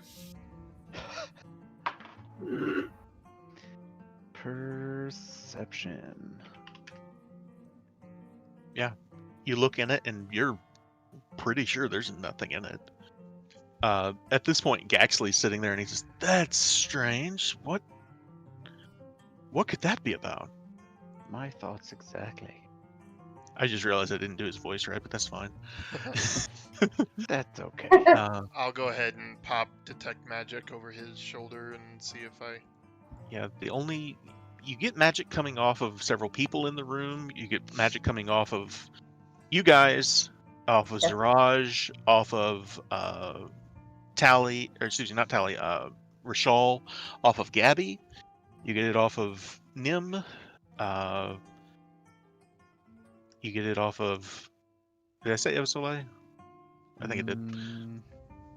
So Esvale, Ziraj, Rashal, Nim, and Gabby, and you guys, but no one else, and nothing from the box. One more thing I want to try. I'll hold out a gold piece and try to fit it through the hole at the bottom. It'll go into the box, but it doesn't seem to be, because Waterdeep's currency isn't round. The hole is.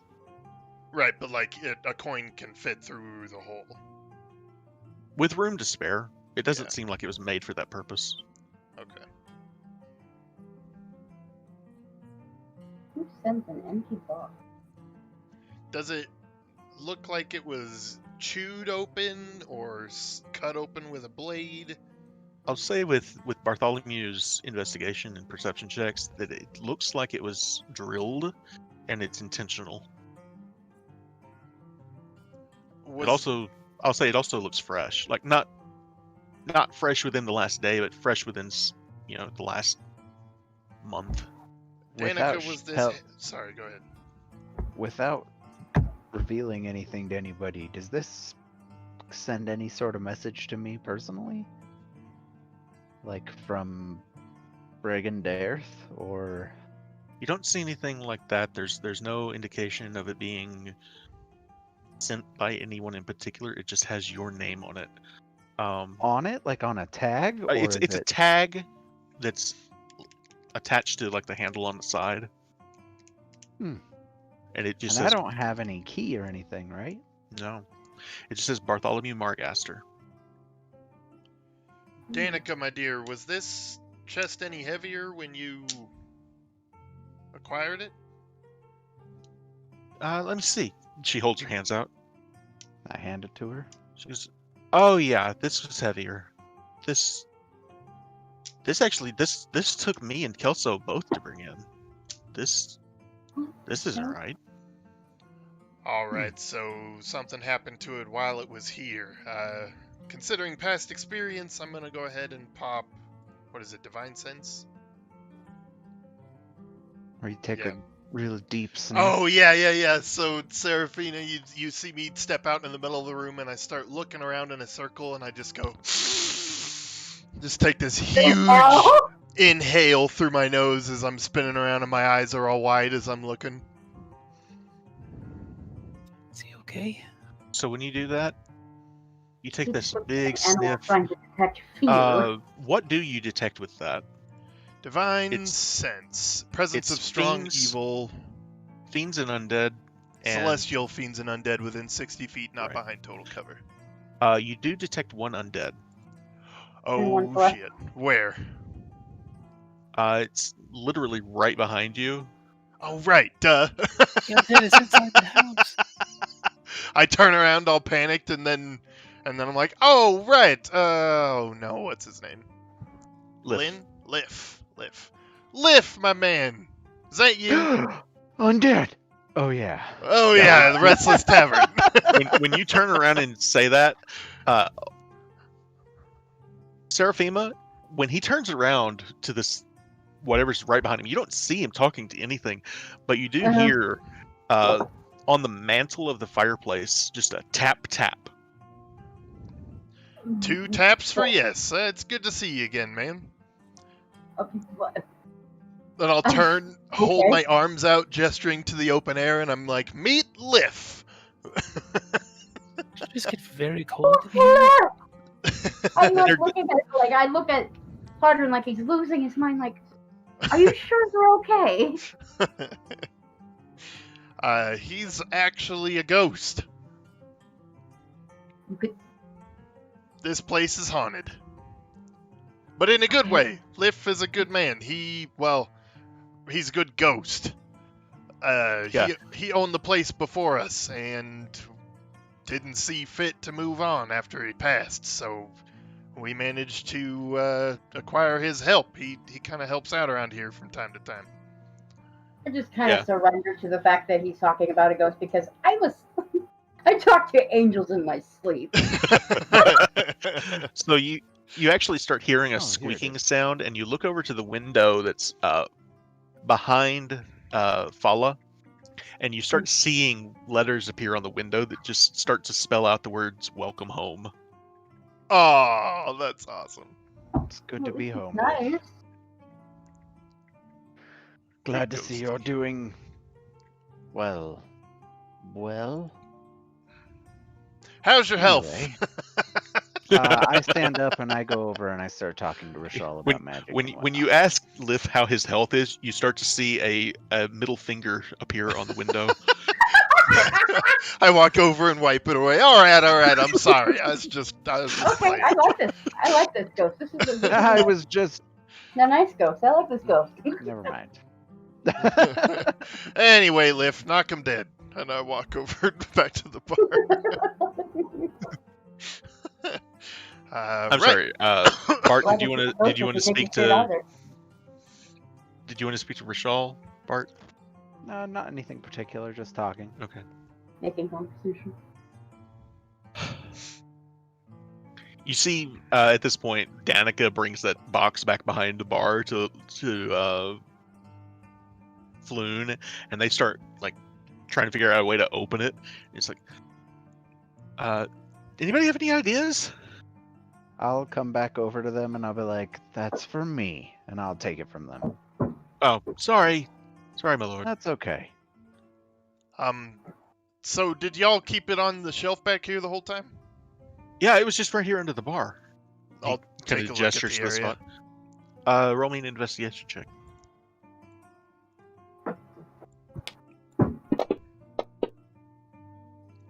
Oh, I'm gonna Nada. use. Are we still doing inspiration once a session, or was that Drax's thing?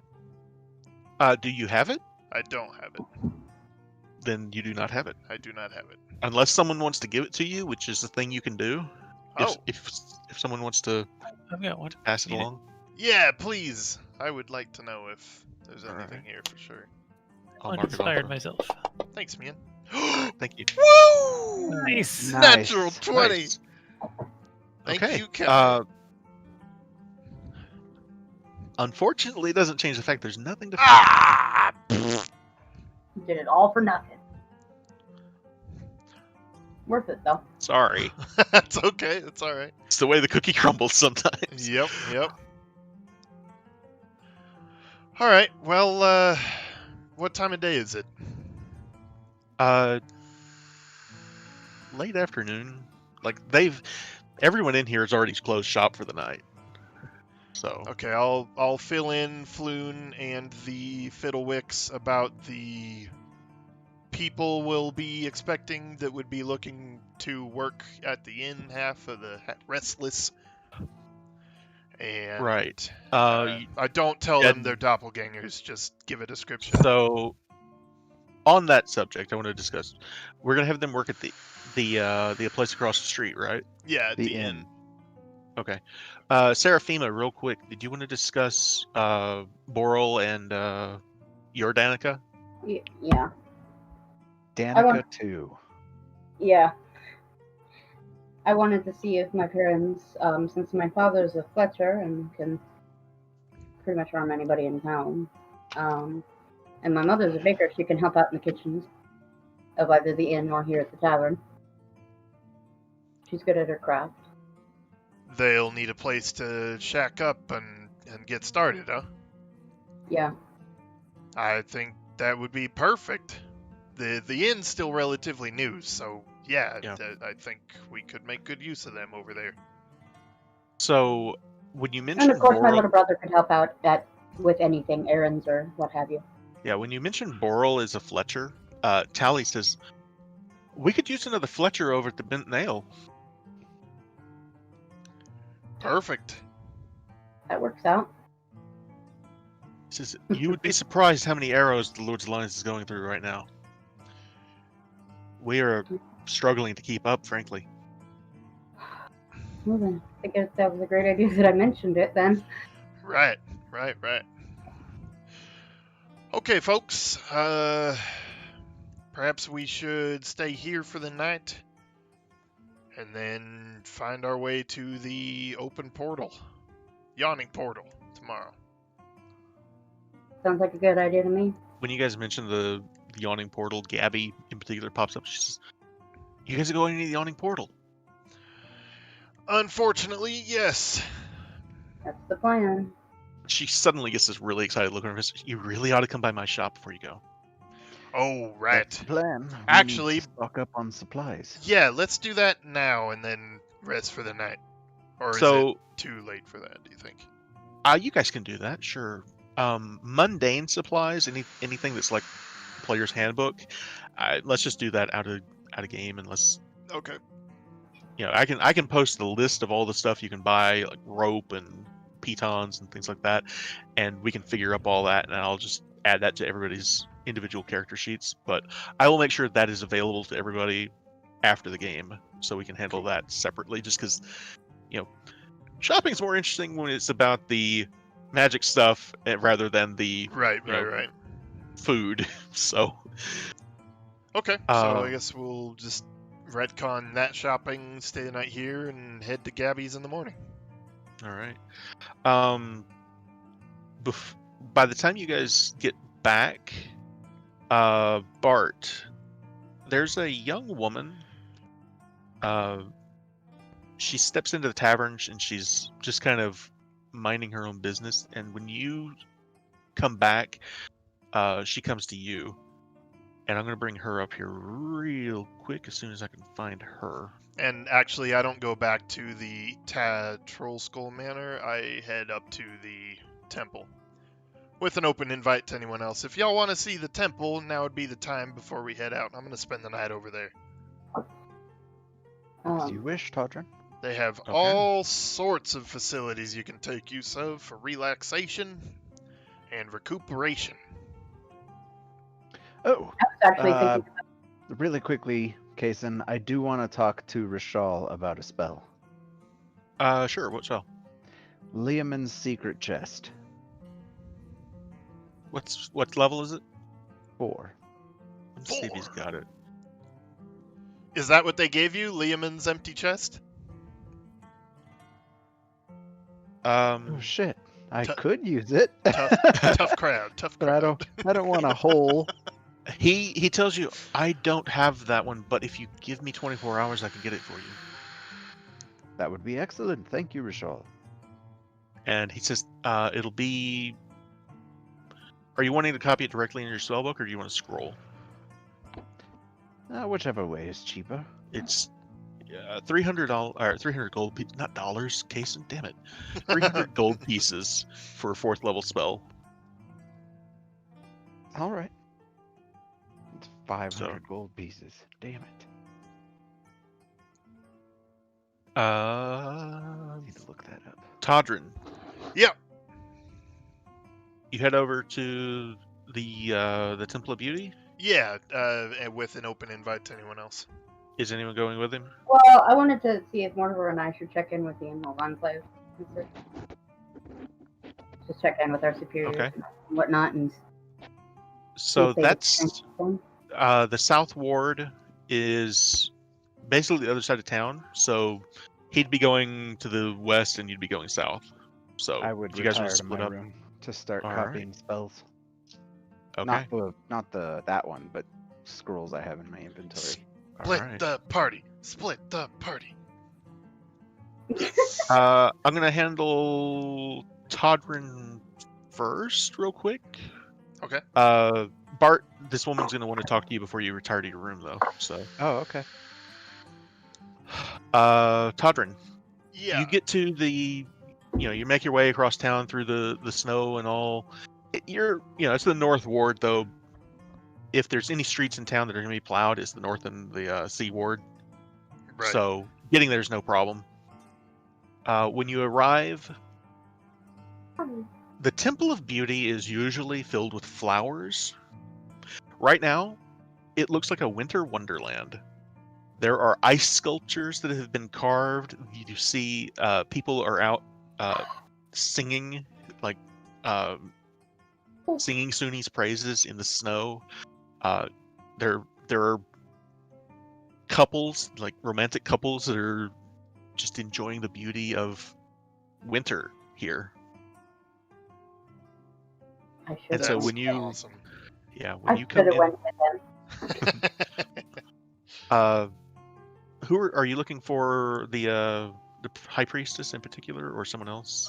No, I'm actually just going to be there and be a paladin of Suni. Just whatever duties I can help with and do some prayers, Alright. some worship, you know, Sure. get laid, all the good stuff. Get Uh, laid.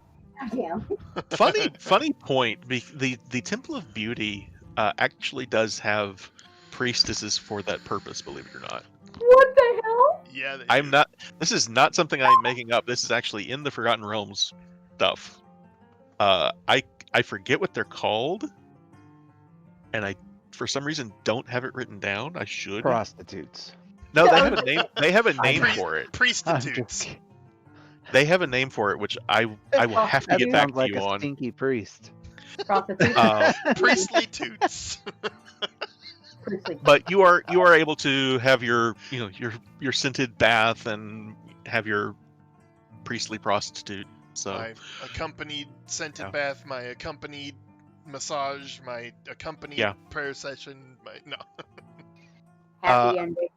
happy ending. I will say at one point, Ayana Lothalus, the high priestess, the heart warder, comes to you, and she says, Yes, she does. she's I bow to her deeply. Ayana. she's the one that you had the Spat. such huge disagreements with because of Lorelei, Right. and now it's like the relationship between the two of you is still like, I really don't want to offend you, and I hope that we can get past that, and I'm so sorry, kind of thing. Right. I bow to her deeply. Yeah, and she does to you too, and it's like, welcome home. I heard what you did in Amphil. Thank you so much for helping those people. Right. Yeah, it was the least I could do. A lot happened out there. A lot. You and want to get you a two- massage with me, and I'll tell you the whole story? That sounds wonderful. Thank you. Excellent. So she goes with you, and the two of you have a long discussion about what happened and the details thereof. And she says, "I've actually taken your advice, and I have dispatched the Order of the Ruby Rose to Amphale." That is wonderful news. They are going to need all the help they can get. They're not directly attached to the military, but they are there to protect the people of Amphale. I hope that's enough. It's a start. It's a start. Thank you.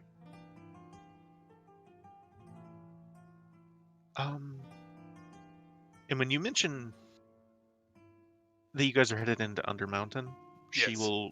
she just says, be on the lookout for anything down there that might lost beauty, art or statues, things like that. And if you can, bring them back to the temple, and we will take very good care of them. Always. Perfect. Thank Always you. on the lookout, for sure. Oh, by the way, while we were in the woods, we happened to find and be welcomed into Lionora. Oh, really? Yeah, they have one hell of a temple over there, where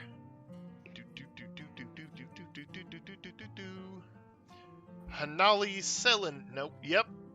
That's it. Selenil is a big thing over there. It was cool to talk to them about that whole thing. That's wonderful. I'm glad you were able to visit. I haven't been there myself, but I really should go. Yes, you should. It is quite a thing. I hear wonderful things. It'd be nice to develop some camaraderie with them.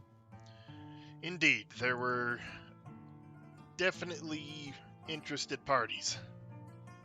I'll keep that in mind. I'll tell you what. I'll send Selira there. Selira is one of the priestesses. All right. Actually, She's a half elf. I don't know how safe travel in that area would be. I doubt she could even find it herself. She nods her head. That's true. But we may personally, the uncommon, we may soon have a way to get there ourselves. If that comes up in the near future, I'll swing by here and pick her up. Sounds good. Alrighty. Anything else you want to wrap up here? Back to the massage. All right. To Mortimer and Seraphima, you guys cross town. Waterdeep's a big city. Waterdeep is full of people. And so making your way from the north ward to the south ward, especially in the winter, it takes some time, and you have to navigate the city, and it's a lot of people, but you do eventually make your way to Falconmere. Mm. No, Ymir. So Fucking mirror. The walls of Falconmere enclose a beautiful garden that, even right now with all the snow that is falling, this place is green. It's gorgeous. It's beautiful. It's almost like the snow is missing Falconmere in a way. The trees are all still green. Crazy. But there's moss and ivy that covers the walls.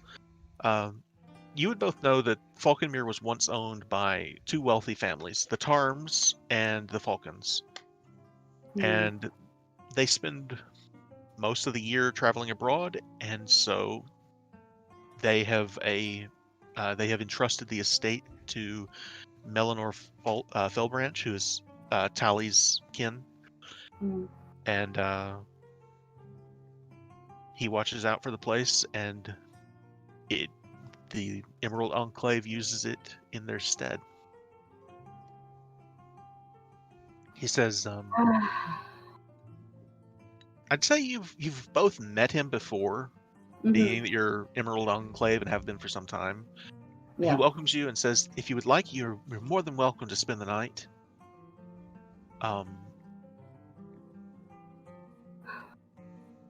I would appreciate that, I have comrades that I must stick close to because we do want to leave Potation. Certainly. I'm just here to pay my respects to Our Lady and breathe for a moment. Well, you're welcome to come anytime. Of course. He turns to Mortimer and he says, are you staying out of trouble, my lord? I wouldn't. Sorry, I missed that. I wouldn't say I'm staying out of trouble as opposed to trouble is staying out of me. Don't believe him. He's been a pain in my ass ever since he left. Yeah, Melanor just comes and gives you a grin, and he just says, well, that's good to hear. Damn, yes. And Bart and I aren't there to see him acknowledge this real nobility. How have things been here? We were discussing on the way down how the entire water table would be frozen solid. Well, outside of the bay, it is. The ponds and all are frozen solid, but Waterdeep Harbor stays fairly ice-free for the most part. Might that be because of dragons? I have heard there's one out there, yes. Interesting. You should ponder on that. He just kind of gives you this weird look, and he says, I suppose I will, my lord. Yeah. Is there anything else?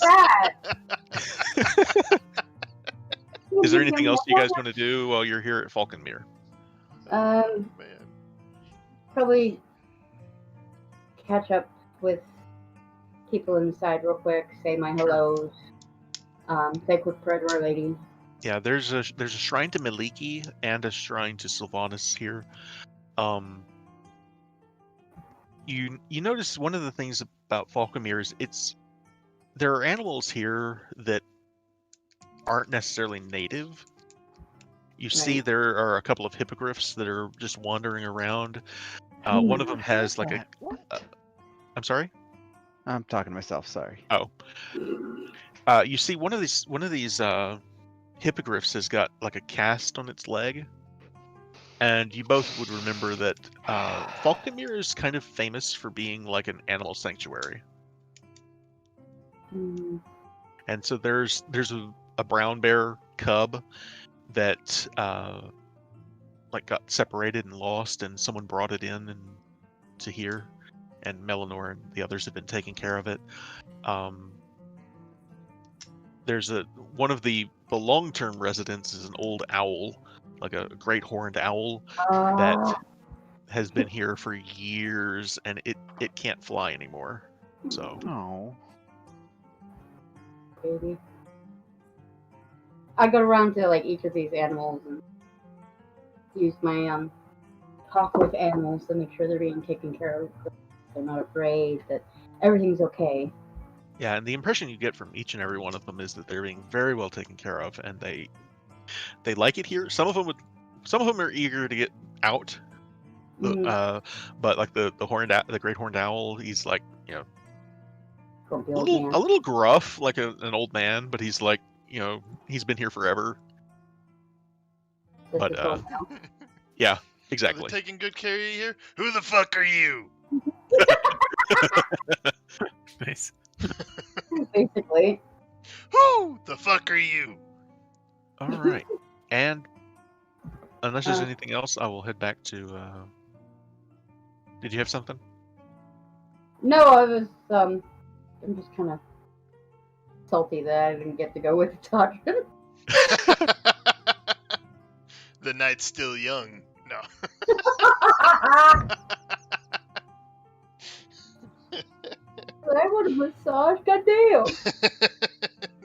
So, Bart, back at Troll Skull Manor. Mm-hmm. This young woman approaches you. I'm gonna enlarge her token here so you can see her. She's pretty. Fancy. Yeah, Ooh. you Back immediately. up, Patrick, it's mine.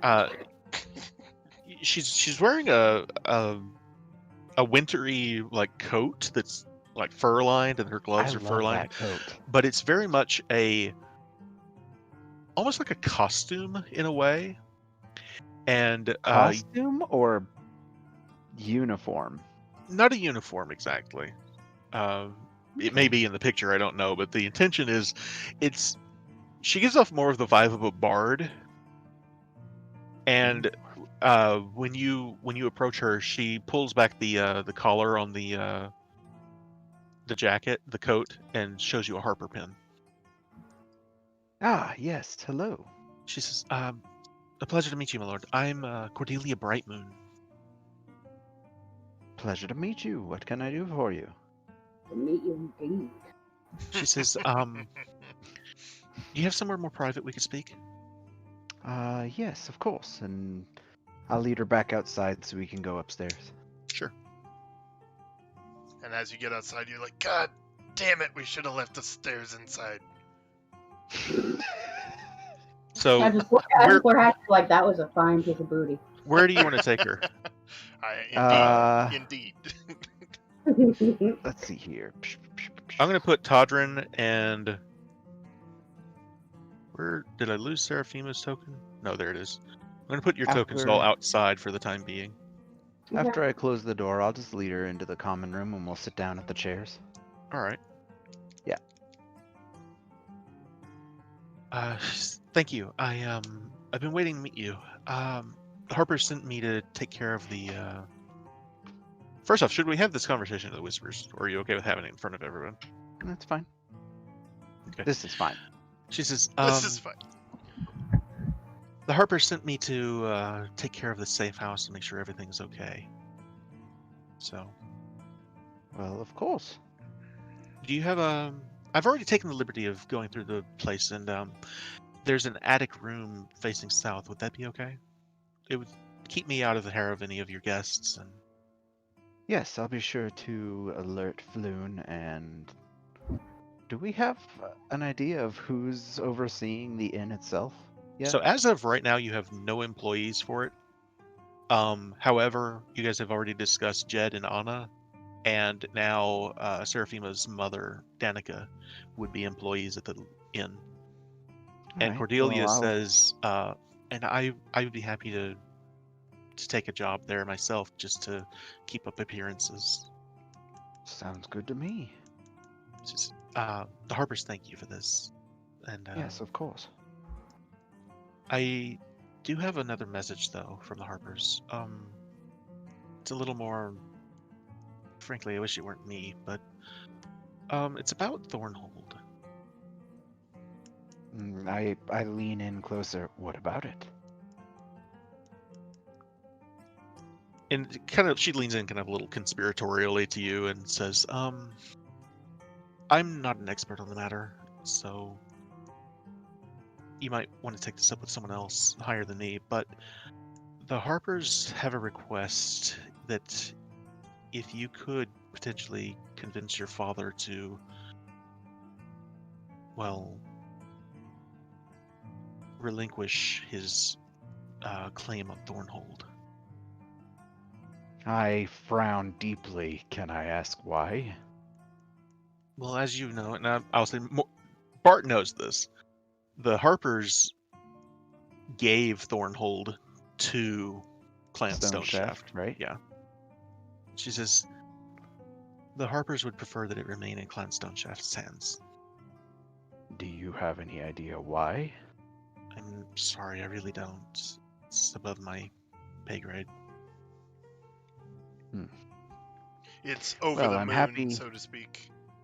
I'm happy to keep you in good standing over at the inn and have your base there, but without further details on why that is, I'm afraid I can't budge on that. I understand. I'm sorry. I don't mean to put us off on the wrong foot. I know this is a touchy Not at all. subject for. Thank you. I appreciate that. Thank you. Yes. One thing, and I pull that chest out that I have sitting next to me. Do you know what this is? She takes a look and she says, "No." All right, I figured if you did, you would know just by looking at it. I'm sorry. I don't. That's okay. Is there anything else that the Harpers need? No. But for me personally, is it okay if I just go ahead and move in and make myself at home? Of course, as I said, the inn is definitely free space for the Harpers. All right. Thank you. We, like I said, very much appreciated, and I'll let you know if anything comes up. Appreciated. All I ask is that. Certainly. And obviously, Floon downstairs is a trusted source. If you need to get in touch with me in any way, feel free to leave any messages with him. What about the halflings? Are they trustworthy? Indeed, those are as well. All right. I'll keep that in Those mind. are as well. Well, I mean, we're holding pretty good secrets for them, so, you know. Your pronouns are just bad. So Cordelia excuses herself. She thanks you for your time, and you watch as she heads on over to what do you guys want to call it? Do you want to call it the Restless Inn over at the other side, or Troll Skull Apartments, or We really should come up with another name for that, because that place doesn't There's have no- a ghost. Right. not yet? I'm glad we're in agreement. Yeah, and it's Yet. an inn. It's an inn. We don't want the restless place where you go to rest. True. That's a good point as well. yet, All you right. motherfucker. Since it's technically not open, we don't have really anybody there. That's true. It's not too immediate, but we do need to think about it. She's gonna get over there to move in, and it's just a big, cold, quiet, empty building. Pretty much. Welcome home. Set something on fire. Don't make any ghosts. Really quickly, after she leaves, I will head up to my room, and I'm gonna cast Knock on this chest. All right. Well, actually, I have to learn the spell first. I have a scroll that I'll That's take a the pretty- time to... That's like a go- second level spell, right? That's not too difficult. Right. But it takes 4 hours for me to move spells. So, well, 2 hours for every level of the spell, unless it's evocation, which it's not. So, Okay, so how long would it take total? Sorry. 4 hours. Okay. And I spent the 100 gold already. Where would you be doing this at? The library my- or? In my room. Okay. About this time, So- I'm finishing my manicure. Are you coming back home, Todrin? No, I'm just making Gosh sure. damn it. He said he was spending the night there, Getting a right? manicure too, you little pampered bastard. All right. Hot He's So- a towel. knight of beauty. So Bart, Yes. just show me where in the manor you are. I'd probably have a chair sitting in front of one of my desks. Okay.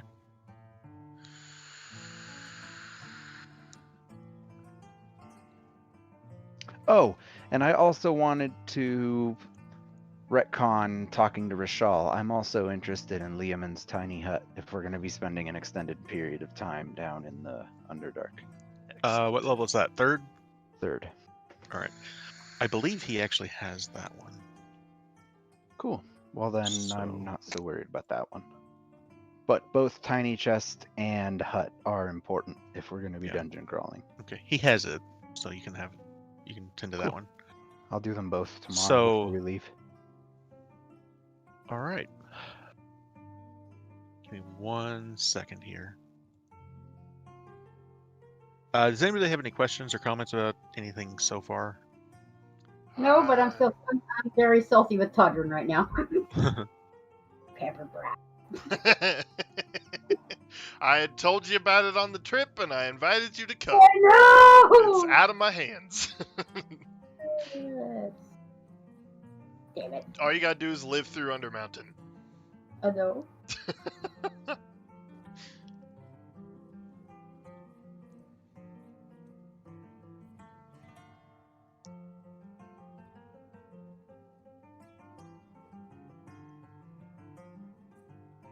All right, here we go. Bart, what is your passive perception? 14. Oh, Oh, okay, you shit. changed. What the hell? Oh, fuck. Why did you change music? What Because did we I'm do? opening a chest. Bartholomew, as you're examining the chest,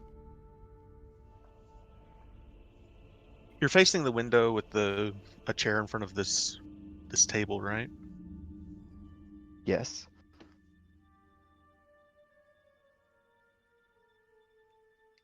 Basically, where in your room do you want to die? I mean, where are you sitting? Super glad I decided to do this alone. How's your will? is your will Barth- caught up? Bartholomew, as you're sitting there, you don't see it at first, Oh, but no. you glance up in the window, and there's a strange form. Oh you, no. You see a reflection as it attacks you. In the window? It's behind you, but you see the reflection in the window. Oh shit. Okay. It has already hit you, so give me. And Oh, Do initiative. we there's- hear this at all? there's the damage. Now you need to roll initiative. You guys are 13 damage? God damn. you guys are man. outside.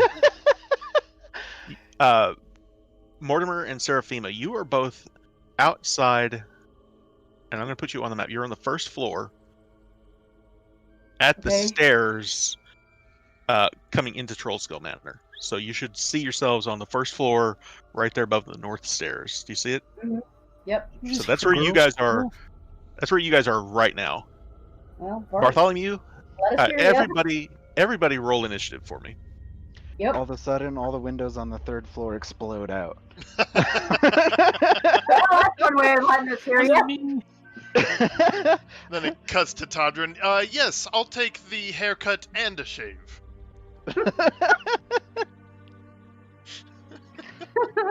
2 bits and a something. Yes. Um, 2 bits and a blowjob. Wow. Is this Wow. after I've unlocked the chest? no, you were in the process of working on it. Learning knock? Yeah. Okay. Just in a blowjob. I should remember that.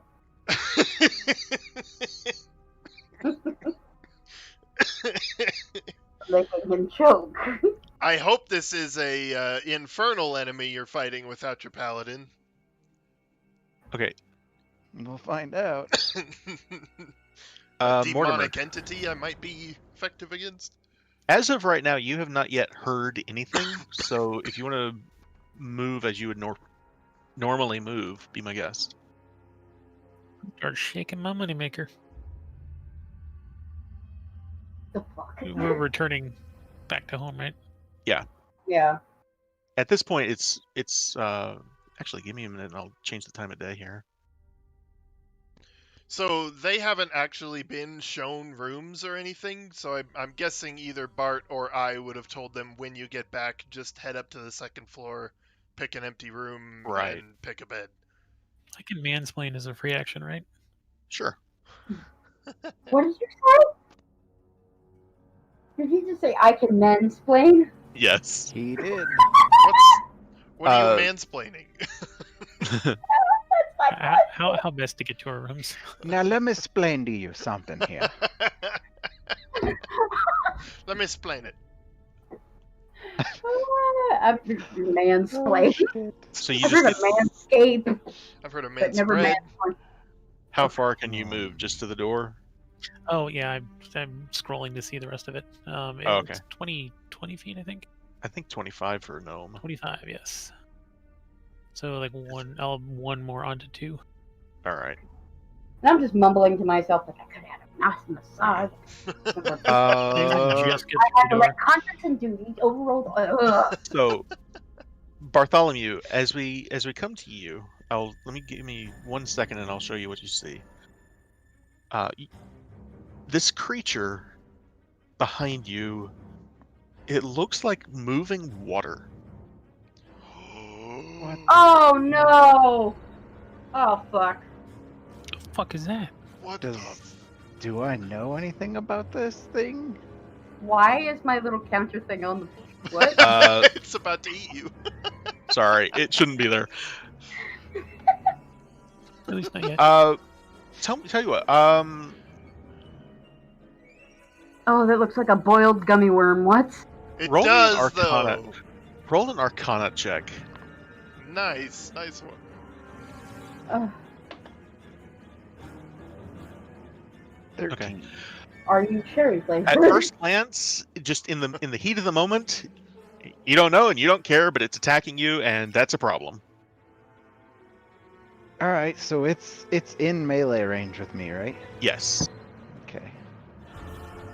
Oh fuck. When you I guys don't said you like were this. splitting the party, I was like, oh no. Oh no. Has this thing been tracking me this whole time? I Bart's- All I gotta say is Bart's paying the price, man. That's Doing okay. all his secret shit on his own. I'm so sorry. I Uh, failed you. Let's see here. Yeah, they've been gone for a couple of hours at this point before this ever happened. You've had your discussion with Cordelia. You've been learning this spell, and this thing, unbeknownst to you, as Seraphima and Mortimer are returning outside, this thing attacks you. Okay, so we haven't talked about this a lot, and I asked you about it when I was this last session. Polymorph. Right. What forms am I aware of I can take with this? Does it have to be a beast, or It can it says be any beast whose challenge rating is equal to or less than the target's. I would say most. I mean, you've seen things that Jarlaxle had in his traveling circus, like an Allosaurus and things like that. So I am not There's- turning into an Allosaurus I'm just in my room that's right just now. an example. That was just an example. As a last resort. Something large enough that I'm not gonna destroy my goddamn room, but not weak enough that it's not significant. A bear. I would say bears. You've seen bears. You could do things like that. What's the challenge rating of a Direwolf. bear? Let's see. I've got that handy. I can change into a bear. Ooh, that's right. You can sort on the monster manual by challenge rating on this. So, what's a cave bear would be challenge rating 2. Nope, not high A enough. brown bear would be challenge rating 1. I'm looking for something like 4 or 5. Since I'm level You could- 7. You could do a polar bear at challenge rating 2. What about like a hippogriff or Hippogriffs are actually monstrosities. oh, balls? You could do a Hypnotoad. Hypnotoad.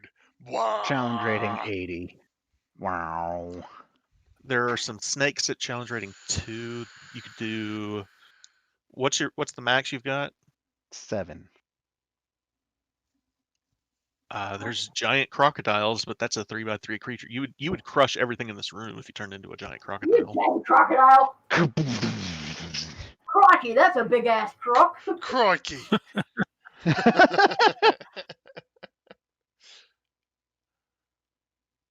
Practical guide to polymorph. Eagle, jackal, a lizard, octopus, an owl. What? Oh, these are, never mind. 4 elephant, Big giant ass croc. shark, It's gonna be in 10 triceratops. seconds. Man, I'm a- all these get super freaking huge. Yeah, you're probably gonna. What at is that a challenge giant rating, it's ape? gonna be How big is that? Because that's 7. A giant ape is a huge creature. You're thinking King Kong at that point. Oh shit. Okay, giant ape. Oh, no. Yeah. You're talking literally hill giant or bigger sized ape. What about a giant scorpion? How big is that? Large creature. You're gonna do damage to the room as a giant scorpion, but it's probably better than nothing. All right, well then I'm gonna do that. I'm gonna cast polymorph on myself and become a giant scorpion. I'm gonna. I Did you am get staying the? the fuck Did you get away the from stats you. for it? I did. All right.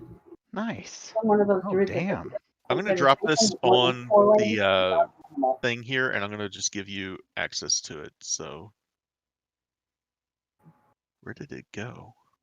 Did it disappear on me?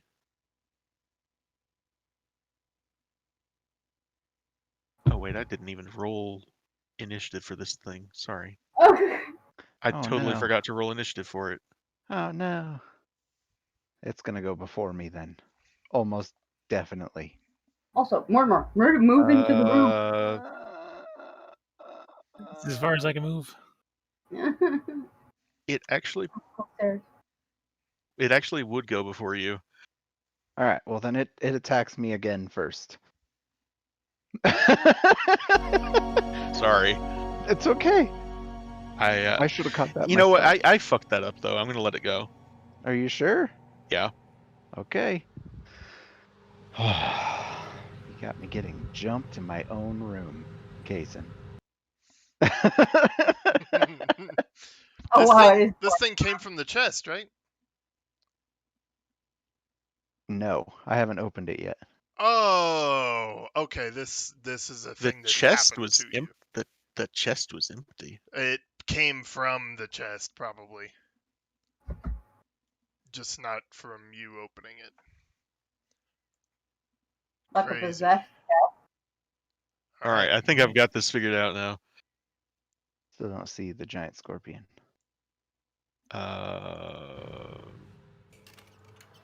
There. Okay, cool. Yeah, just put me outside.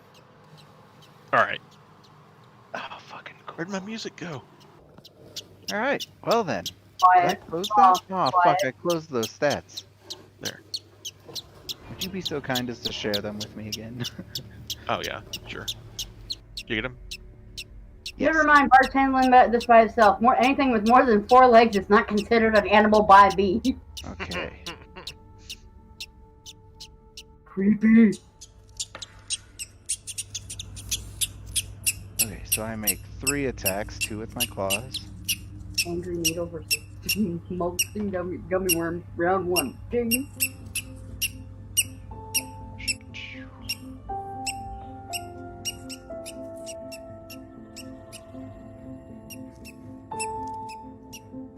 $2d8, 1d8. 1d8 plus 2. You should be able to click it on the character sheet. Yeah, I am. Okay, cool. But I'm manually rolling because I want to use dice. Oh, okay, cool. And it's grappled. Oh, All right. Immune. Oh, you shit. It is immune to grapple. You little shit. When your claw goes to grapple it, you do damage to it, but the claw just goes right through it. It's like fighting water.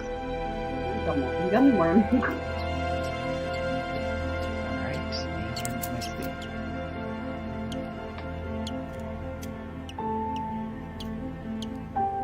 Sweet.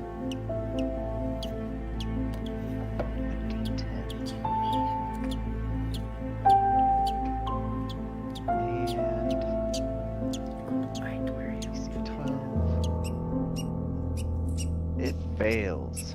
Yes, it does. Wait, what? 4d10? Holy shit! Oh my god. 7, Do we need to get into the room? 1. I'll say at this point, from Any- outside, you can hear some kind of Come on. a lot of noise coming from upstairs. But yeah, basically that kind of scorpion sound is what you hear outside. Oh god.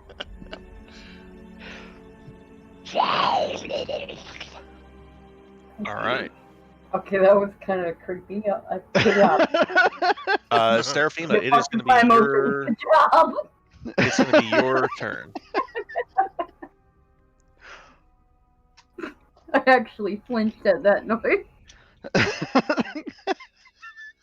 You guys just hear that? You're gonna bust into my room and be like, "What the fuck?" Attack me. Oh no. I haven't even seen you turn into a giant scorpion, so yeah. Right. Yep. Even I would be like, what the I'm like, fuck? Barb, do you realize that there are 2 animals fighting in your... Kind of sick shit what kind of sick shit are you All right. into, Bart? You want me to roll HP for this thing, Kaysen, real quick? I was just going to use the standard unless you want to roll them. No, that's fine. Whatever you want to do. You want It's, me it's to got roll 50. 'em? It has 52 by what the default is. Right. This thing is stronger than me. Seraphina, it's your turn. What do you want to do? I'm gonna go against my better judgment. I'm going to run towards the noise. Where the heck is my little person? I am not nowhere. I'm still on the stairs. Yeah, you're on the first floor. I'll move you up to the second floor real quick. So Okay. you're coming in right behind Mortimer at this point. Move, little man! You're in my way!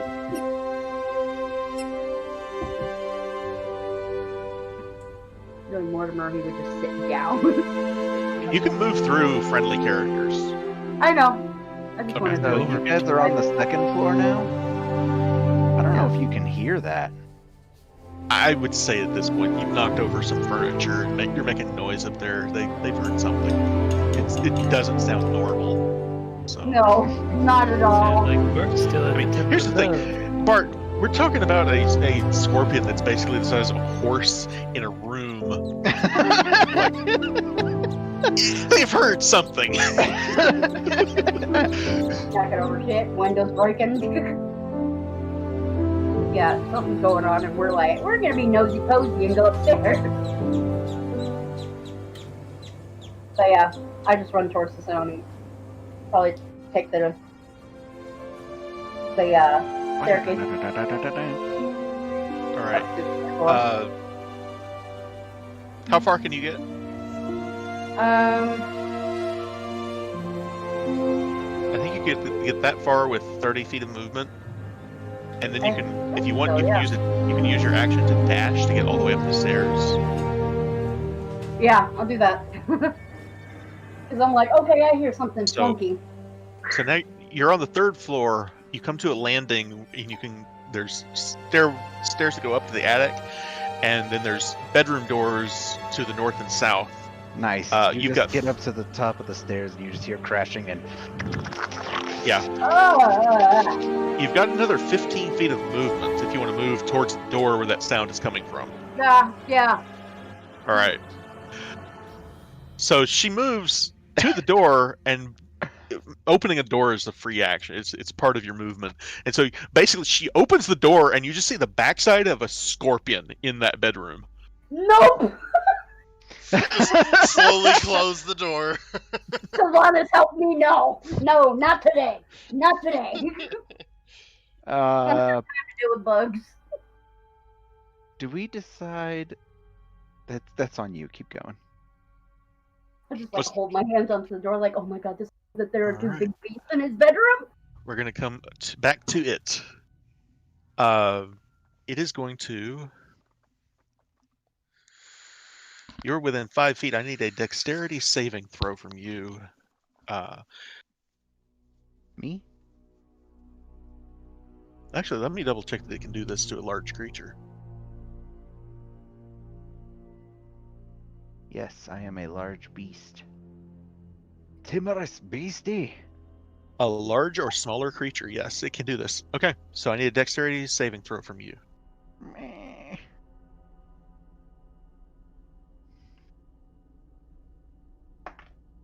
Eat the gummy worm. I don't think I passed. Oh no. Ouch. You are currently grappled.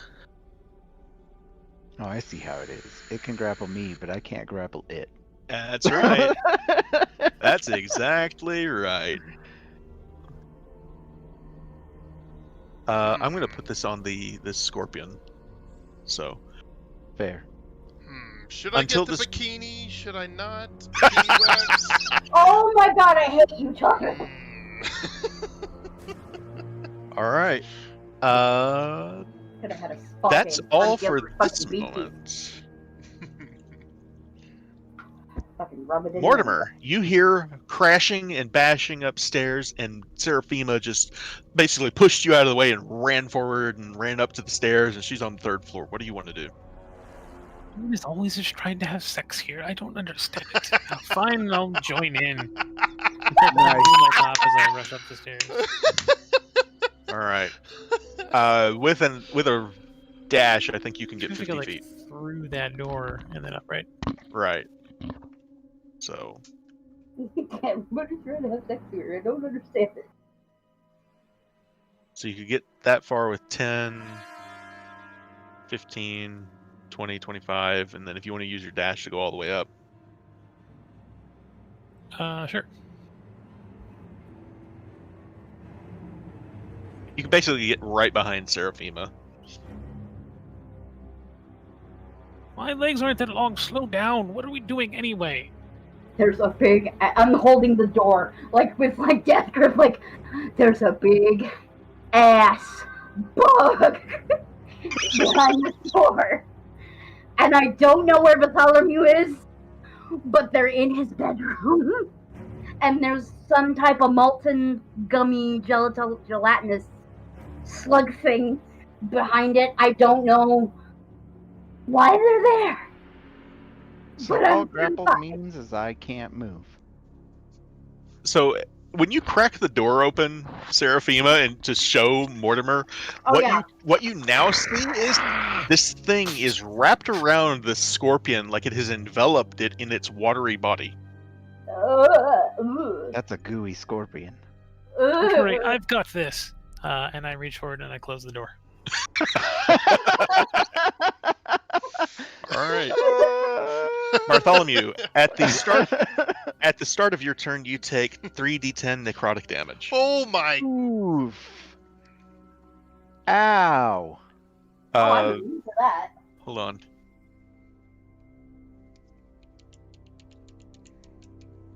It's not doing it right. Hang on, let me take that off. Because it's the scorpion, so move it to the scorpion's turn. Oh, that's right. There we There go. we go. 14 damage. All right. Do you want me to keep track of that somewhere? Cause I'll just keep track of it here on Fantasy Grounds. Was that fine? Is yeah, it, if you will have it a work? way, because I don't see it happening. So. It shows 14 damage to me. So. It shows damage Oh, to to me. me. Oh, because you did 13 to me initially. That's right. Oh, right there. I see it. Right. Cool. Okay. All right. But I can still attack this thing even though it's grappling me, right? Yeah. The effective grapple is for everybody that wants to know. You cannot move. And the effect ends if you get incapacitated. But yeah, for right now, that's the only effect is you can't move. All right, I'm gonna try to break the grapple. So contested strength checks, right? Yeah. That is a big Ooh. It rolled a natural 19. Son of a bitch! I was like, yeah, good roll. Fuck. Wah, wah. So from inside, you guys hear the sound of just crashing and bashing in that room as a bookcase falls over. This scorpion puts a leg through the window outside. Bursts the lash out. home, please. Really? Don't take falling damage. Meanwhile, Why?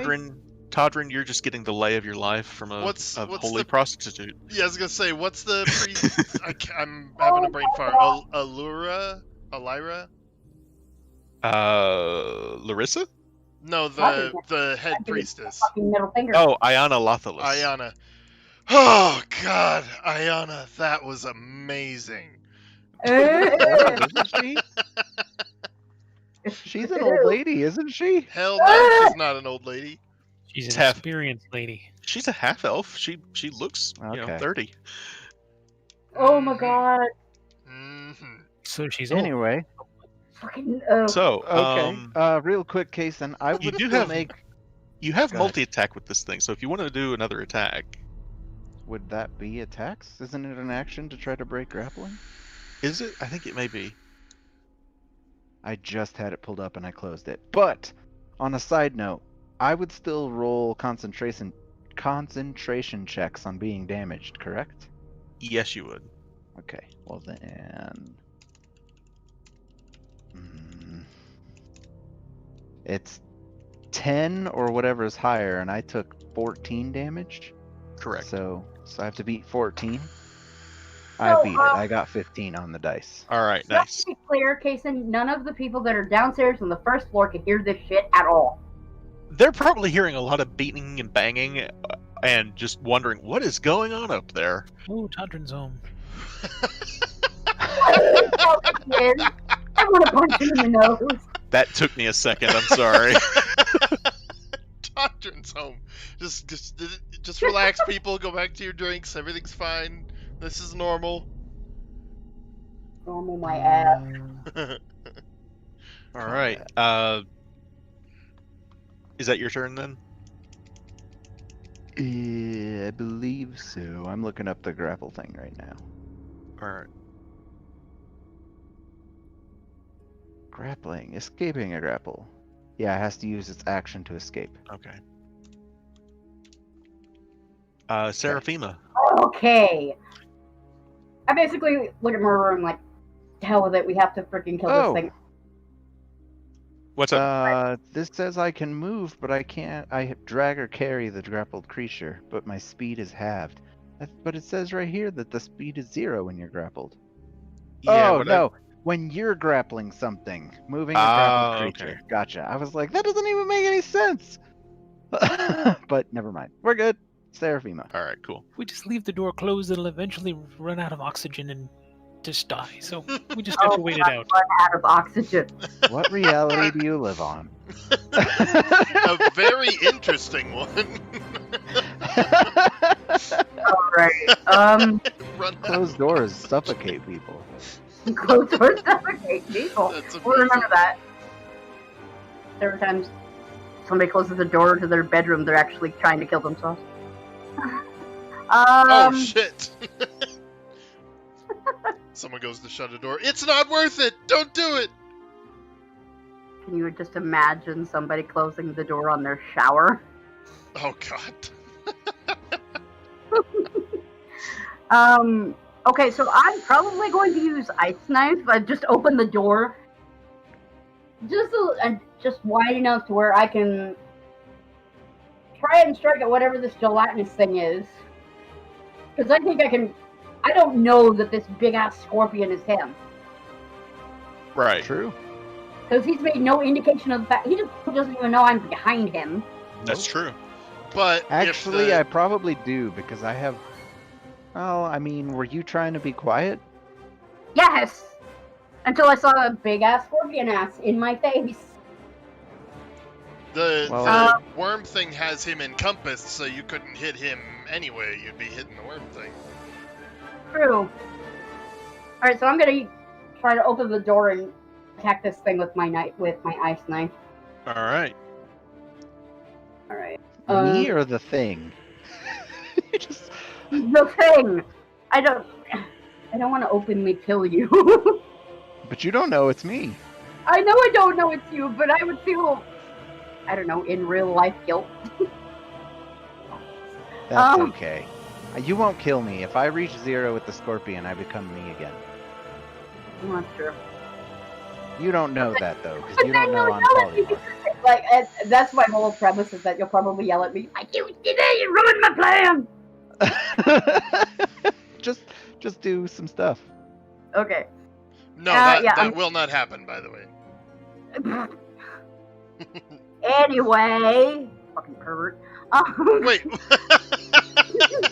Oh, wait. Hold on. Was that the pervert? Was that the pervert in that? True, but irrelevant. Oh, okay. Inapplicable. Okay. Yeah, I'm gonna use ice knife. Let me. Oh, I'm in the wrong mode here. No, I don't want that. Like, it's not letting me do things here. Let me see. No, I don't want that. Oh, I see what's happened here. There you go. Did that fix it? Yes, it did. Thank you. It's the display button down at the bottom. You need that set to actions. That was my problem. Thank you. All right. I just told my friend Elia what's going on, and the response I get back with capital LOL and off to a rollicking good start. Yep. Can only get better. I think I tracked him. Did I do it? God damn it. Thank you. Jesus. No. It's not letting me track it on the combat tracker. Oh, there we go. No, not you. This thing. No. Ow! I don't want to target Bart. Jesus. There you go. Okay. Alright. Here we go. I'll say at this point, it's basically enveloping that scorpion. Damn it!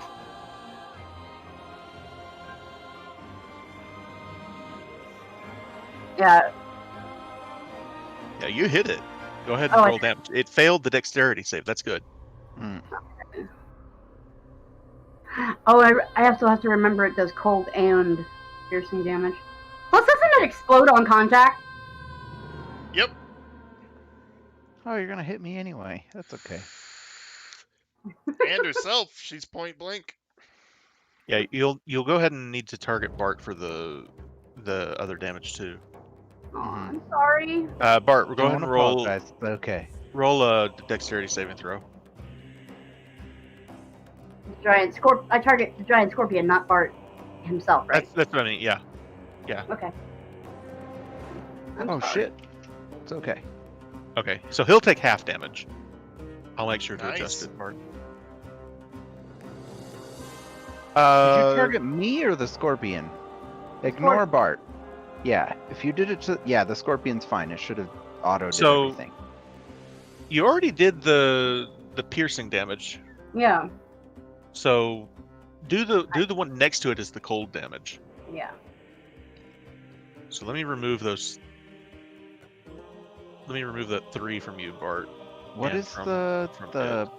Nethermere? The Enclave? Emerald Oops. Enclave place? Hang on, 43. Falconmere. PH. Falcon. Here, PH. Falconmere. There you go. Wow. Let's just throw in a bunch of extra letters. So, Seraphima, you notice when you fling this ice knife in and it explodes, it does damage to both of the creatures, but that watery entity almost like flash freezes and seems to take a more damage than you even intended to. Ooh, that's promising. It is vulnerable to cold damage. Ha I take note of that. I'd say you would notice too. Yeah. Yeah. Actually, what is the intelligence of a giant scorpion? I retain my intelligence. Do you? Yeah. Yeah. I know you do for Well, wild shape. For yeah. polymorph, I don't know about polymorph. I don't think you do with polymorph. I may be wrong.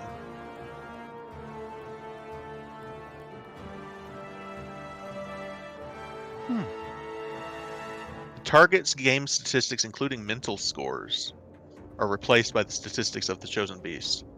So you currently have an intelligence of 1, Bart. Oh shit, I'm stupid. Oh no!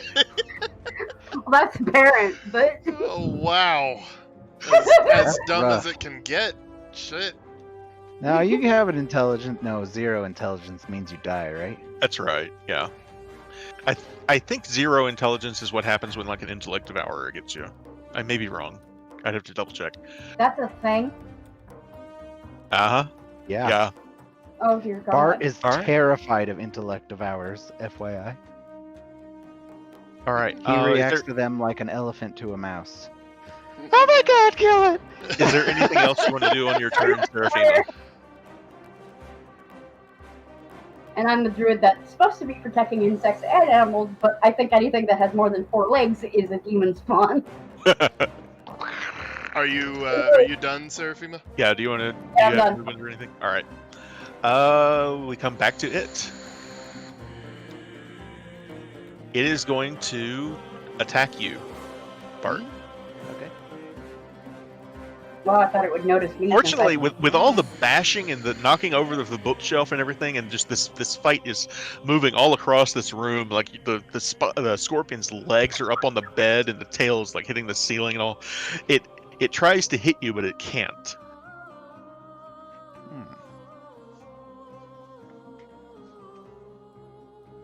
And Mortimer. Okay, so we're doing this then.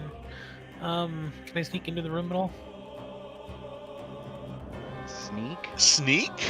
Well, I mean, like squeeze past Seraphina and then. You can try. Sure. Give me a stealth roll. I mean, not like just squeeze by. Oh yeah, you can squeeze by. I would say yeah, you can climb over the furniture there as this battle is raging throughout the room here. Broken furniture and.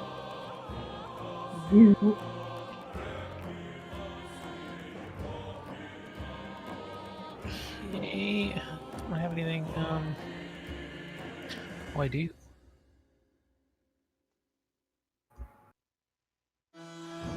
Okay, I rush up over and I reach my hand and I grab as much of that gooey stuff as I can, and I cast a banishment. All right.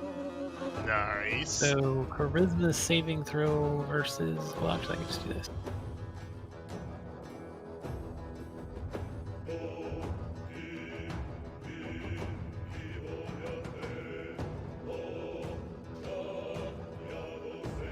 It Yes. fails, and this thing disappears. Yeah. So now you're just in a room with a giant scorpion. Now you just got to kill the scorpion.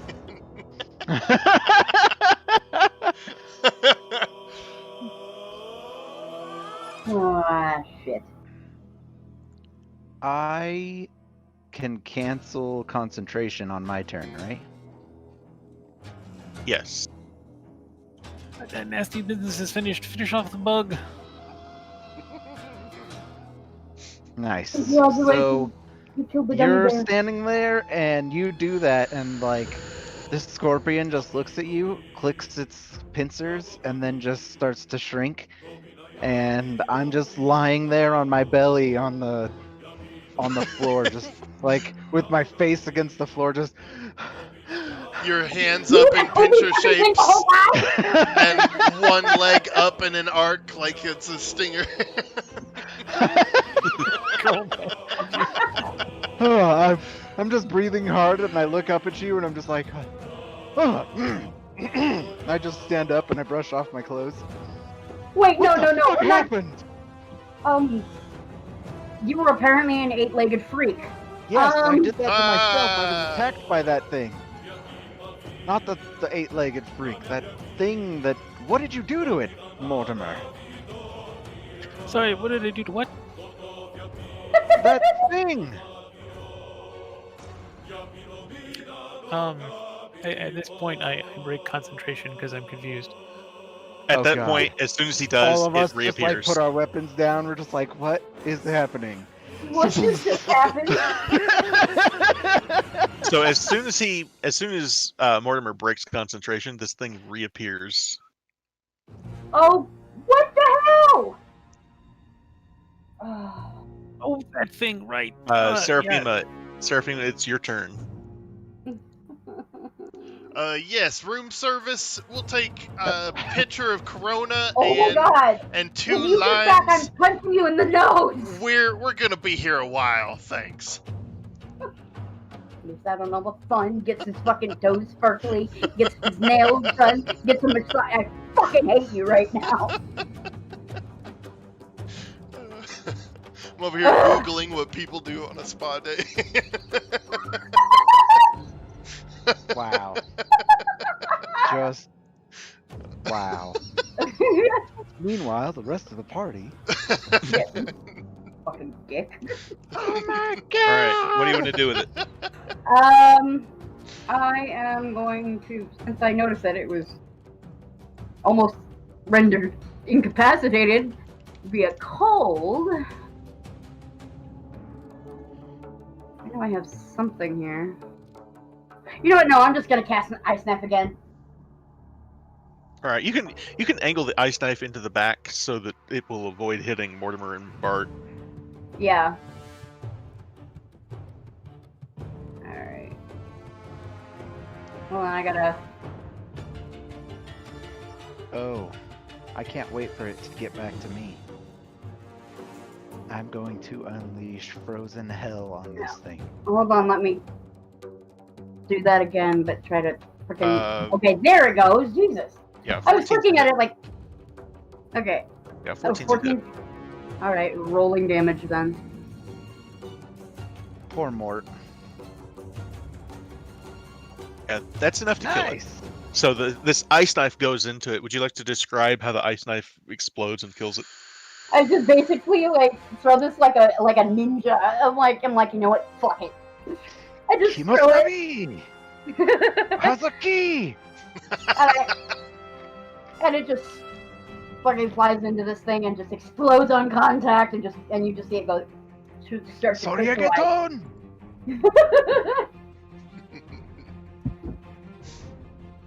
Wait, did you just quote Yasuo? I did. did. He did. Okay. We all hate Yasuo. Wasabi! So Wasabi! she throws this ice knife into this creature, and it explodes into shards of ice. And you watch as this creature, just as it's lunging out towards you again, Bart, it just flash freezes in the middle of your room. And it's like you've got your own ice sculpture in the middle of the room now, and just what you see is this face that is just inches from you. Nice. That's a cool image. I'm gonna start inspecting it. Okay. Admire my Let me beautiful rephrase that. I'm gonna start searching my room to see if I can figure out where the fuck this thing came from All right. and what it is, because I don't know. Go ahead and roll a I'll tell you what, anybody who wants to identify the creature, go ahead and roll an Arcana check. And anyone who wants to determine where it came from, roll an investigation check. Investigate. I will do an Investigate. since we're all here. Oof. 18's good. I'm Did you, oblivious. did you want an Arcana roll too? Oh, I can do both? Okay. Yeah, now that you can get a good look at it, especially with it frozen solid. Ooh. I gave you a pretty sculpture of death. No. Did not roll 169. That's Nice. funny. So, as you're looking at this creature, you realize this is what they call a slithering tracker. I'm writing all this in my book. It is a creature that is created through some sort of a ritual. It's a form of ooze, and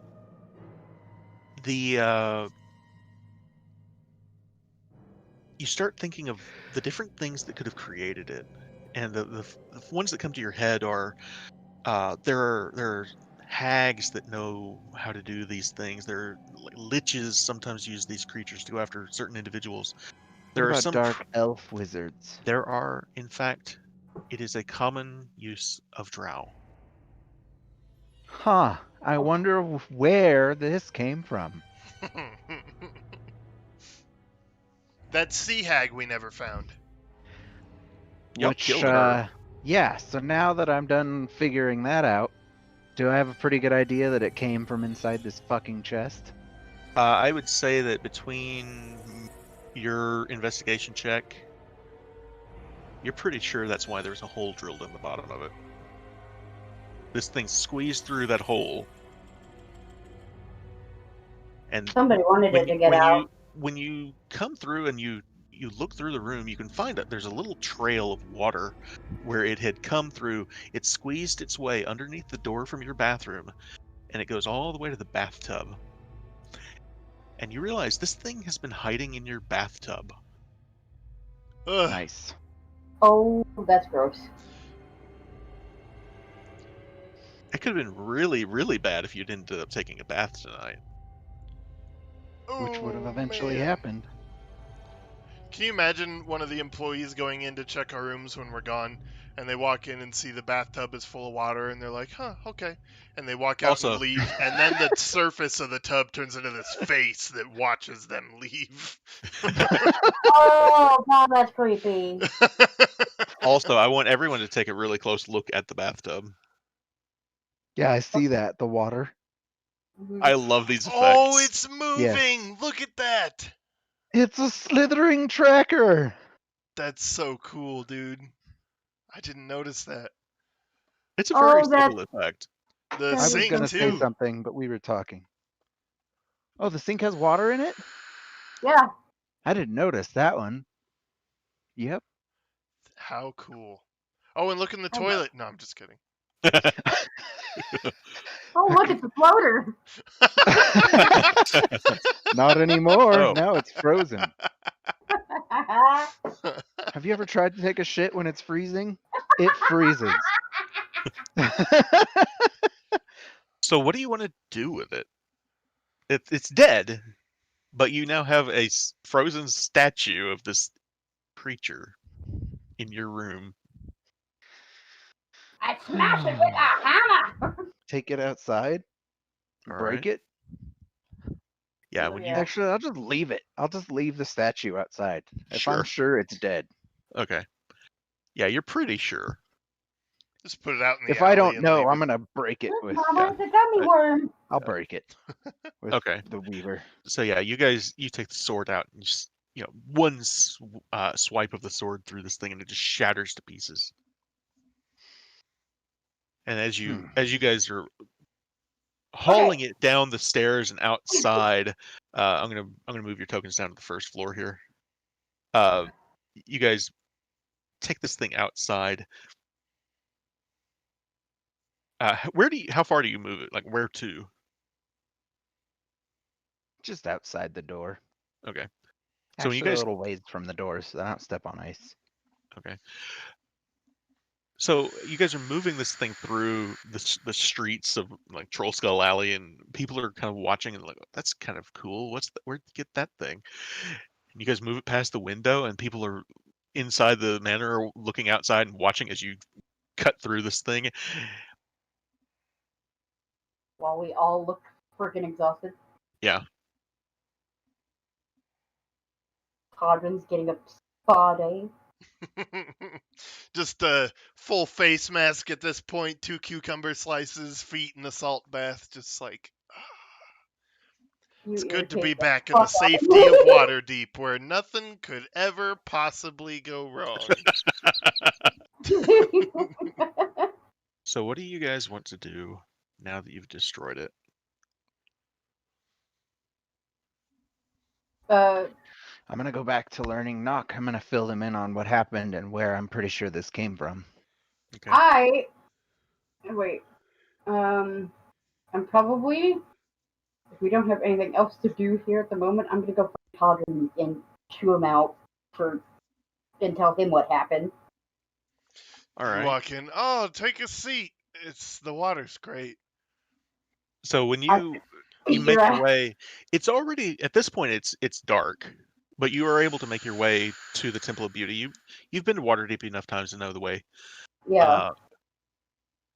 And like I said, it's this beautiful winter wonderland. At this point, there's a light snow coming down, and it's just beautiful. And there's a bard who is currently on his knees with a lute, and he's singing to a woman, and just it's a beautiful, basically a park almost that people are walking through and enjoying the winter wonderland that it is. And one of the priestesses points you to where Todrin is. Thank you. Yeah, you walk up and me and Ayana are both stretched out on lawn chairs, just enjoying ourselves. I should beat your ass. And I'm just shaking with pit. I'm just pissed. Lift up one corner of a cucumber slice. Hey, Seraphima, what can I do for you? You realize that we were just attacked at the inn while you were having your spa day? I sit up and the slices fall out of my eyes. No, I was not aware of that.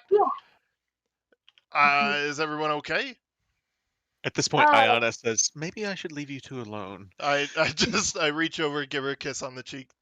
Thanks, Ayana. I'll come back soon. I promise. I'm sure everything's fine. Of course. All right. Let me change out of this robe and we'll go on our way. Yes, do that quickly. I sense hostility here. A little bit. I'll inform you on the way. Just hurry up and get your fucking pants back on. That is not the request I'm used to, but all right, okay, I'm hurrying. Don't hit! Shut up. Don't hit! Use your words. Use your words. I'll give you a word. Right. So he eventually gets his pants back on, and you all make your way back to Troll Skull Manor. I'll put you all in the common room for now if you want to discuss this. Ooh, at level 8, I can become a Tyrannosaurus Rex. Ooh, cool. Jesus.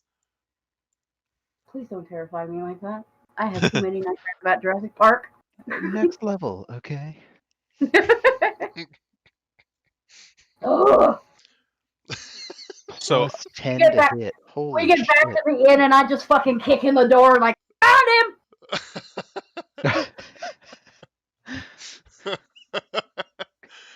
Sitting there lounging with some other naked lady. So I imagine you guys probably take him up to Bart's room where the furniture's just trashed. Yep. Wow. That's... Behold! You all right, Bart? Yeah, I'm fine. He's already studying the polymorph spell and everything it can do. Knock. I already have polymorph, but I am making notes in my book about polymorph. I look at the mess, look at him sitting there writing in a book like nothing happened. I look at Seraphima. Why did I have to come here? Did you know, Todrin, that when someone casts polymorph on you, you retain the intelligence of the creature you polymorph into? It is an odd experience to go from being as intelligent as I am to being as dumb as a rock, let me tell you. Oh, I did not know that. That is interesting stuff. Okay, so apparently he's wound up in his books and his journals for a minute. So I'm going to tell you what actually happened and what me and Tiny Man decided to witness. Man, you need a massage. I need a hell lot more. All right. Anyway, well, you were off getting your little spa day and your little shrine of beauty. We were defending ourselves against some fucking gummy bear thing. I'm pouring her a drink. Go on. I love this so much. And Damn. me and Mortimer have just come back from the Emerald Rock place, catching up with our superiors and all that, and we hear crashing, banging, and booming from upstairs. We go upstairs. I hear a sound. I take off. I hand you a glass of red wine. That's a fine red. Enjoy that. Fucking chug it. But I continue speaking. And I get to the door, and I open the door. What is in front of me but the ass of a giant scorpion? No! And a gelatinous boiled worm with an angry face. That's some freaky stuff. You're not taking this seriously, are you? I don't know what you want from me. It's really late. Everything's fine. You guys hear a soft knock at the door. Just tap, tap, tap. Oh, good, a distraction. Hello, come in. Oh my god. Esvele comes into the room and she just says, I just thought you all might want to know that everyone downstairs can hear everything you're saying. Hear what we're saying. It's kind of loud. Right. What about the apparent cacophony earlier? Yeah, we heard that too. Thanks for the help. To be clear, that wasn't us. It wasn't me. He was off during a spa day and we were fighting a creature upstairs. Is that what you guys decided to take outside and bash? Indeed. Yes. Yes, it was. Never again. I'm exhausted. I need another drink. Esvele kind of leans up against the wall here and she looks more than a little amused by this whole thing. She goes, "What did you stir up this time?"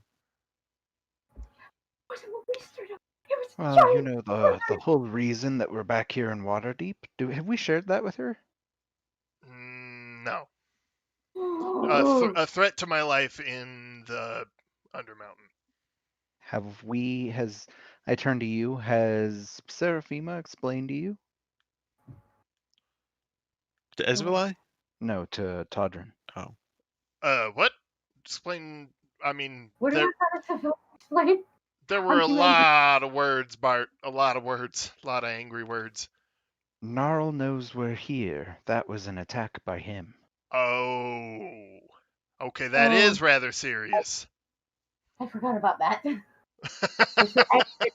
got to enjoy your day while I was sitting here defending my life. Well, he may not know we're here, but it was a trap set by him. At this point, Esvele goes, "That name sounds familiar." Yes. Gnarl. Don't tell me. I have it. It's here in my notes. There's so much. Zabrindas. He's a dark elf who used to be under the employ of Bragendareth. Right. He works for the Xanathar now. Sounds like you boys have your hands full. And lady. I apologize, but I hate bugs. Hate what? I hate bugs. Ah. Well, in the future, I will try not to become a bug. Yes, why a scorpion?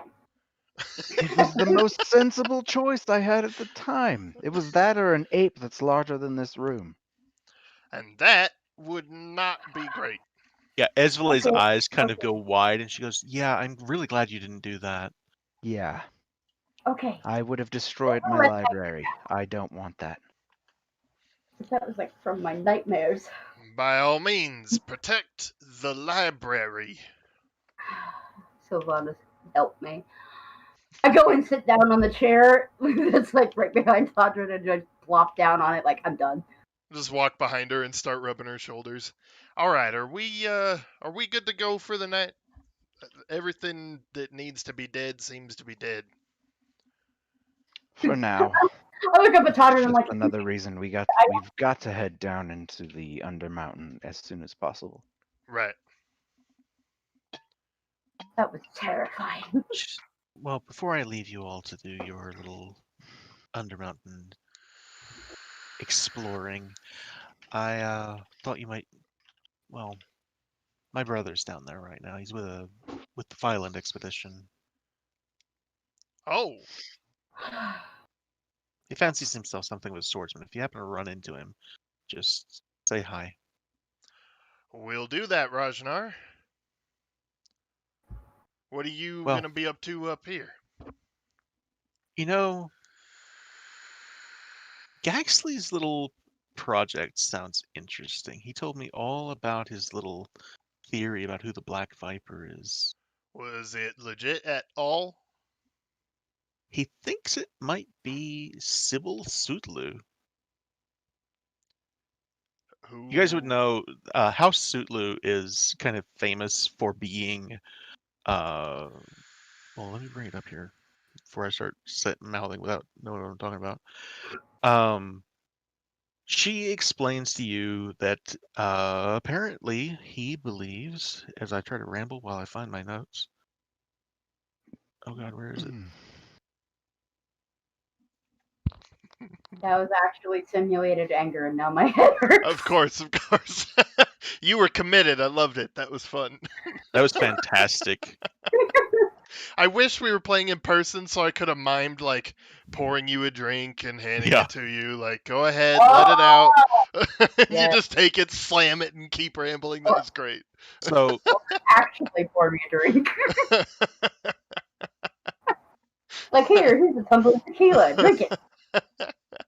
she says, Matter of fact, keep the bottle.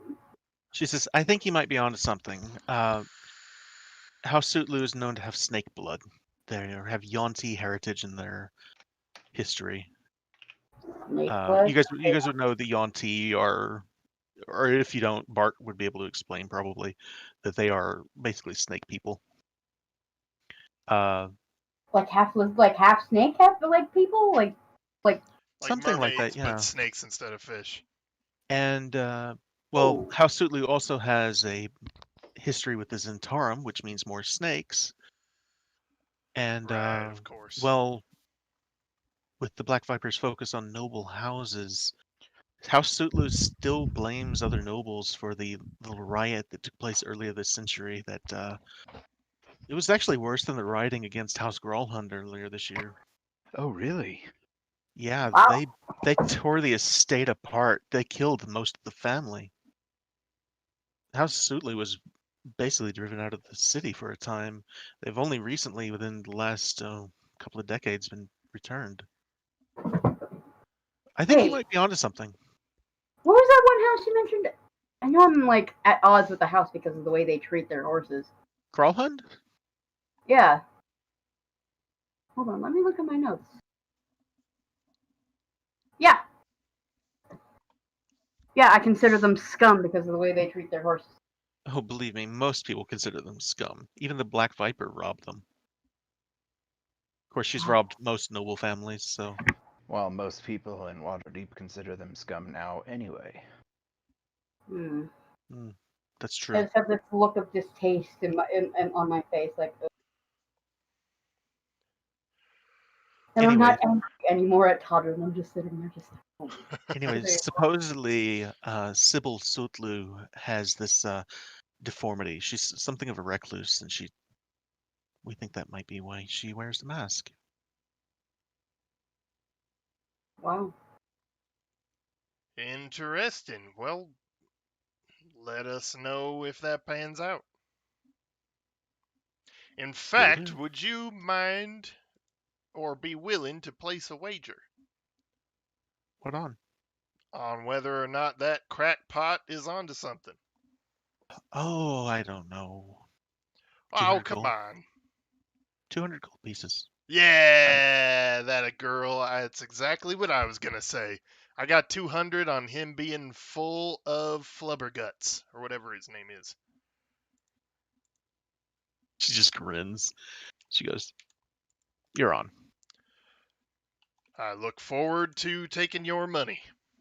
I have a feeling you were gonna owe this chick 200 gold. Me too. Yeah. I'd wager against Todrin.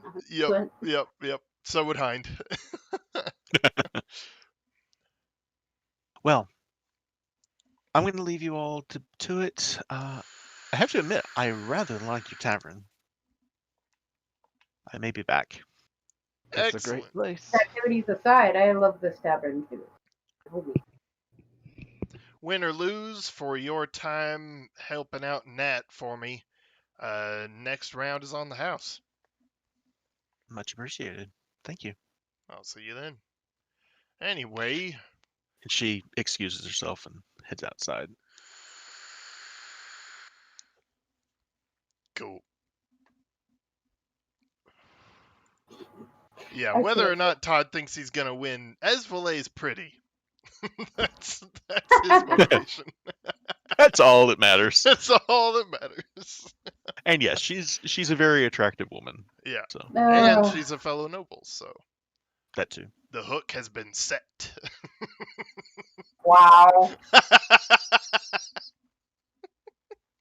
No. He gets a spa day with his toes. He gets Yep. He gets both. Yep. And what do I get? A slimy boiled gummy worm and a big ass scorpion. So bitter. And All right. stress. So I'm going to call the session here. I will post all the information about mundane equipment to probably the No, I'll put it in the handout section so it's easy so it doesn't get lost in all the general stuff. But I'll put all that there, and if anybody has anything they want to buy, just mundane equipment, go ahead and just give me a list in your character channel, and I'll make sure your character gets it. And I'll add up all the gold, and if you want me to, I'll handle that. In the meantime, let's go ahead and handle what Troll Skull Tavern made. Oh, okay. Yeah. So the inn, which you guys can name whatever you want, has not yet officially opened, so we're just doing Troll Skull Manor. Fair. Okay. So until you guys have actual employees, which are on their way, so let's see.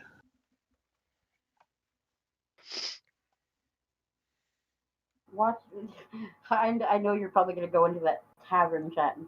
So I had the greatest party of my life. So the way this works is it's 50 gold pieces for all the maintenance and wages. That's off the top. 10 gold pieces for all the additional guild expenses. You guys get a base, a plus 10 to the roll that is just the base. You get plus 10 for the promotional spending. And you get plus 10 permanently for being the Troll Slayers of Troll Skull Alley. So you've got a plus 30 to the roll. So I need Todrin, you'll roll 1 week. Bart, you'll roll the other week since it's y'all's tavern. All right. What is it? A Percentile? D20? It is a percentile dice, yes. Gotcha. I do, as far would health be considered mundane equipment? Roll a d6, Todrin.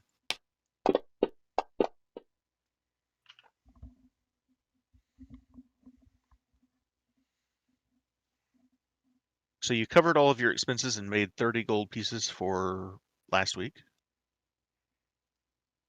And Bart, yours is a 54, so 84. Roll 2d8. 2d8? Yes. 6. Another 30 gold. So 60 total. And you guys can split that however you want. Let's do it 4 ways.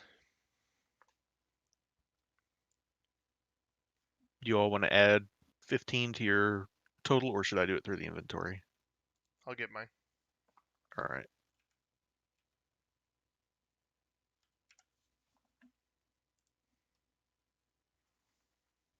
I'm gonna have to watch the stream after this and find the place where I lose my shit and show my god.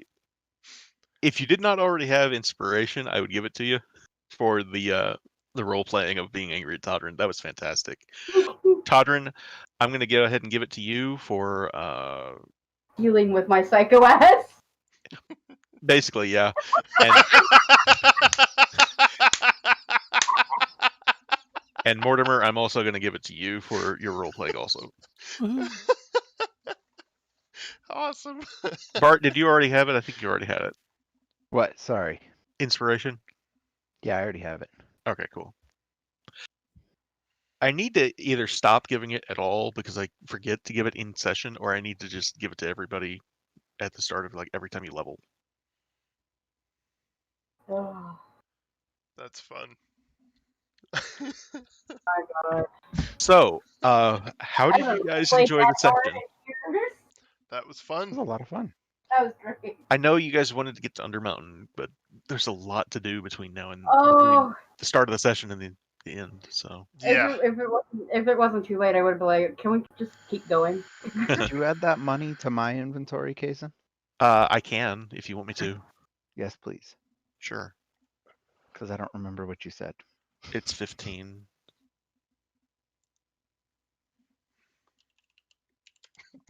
Drax role playing Bart too well as usual. Huh? What? Yep. I wasn't listening. Are we still playing? Don't mind me. I got my nose in the book again. Is this milk still good?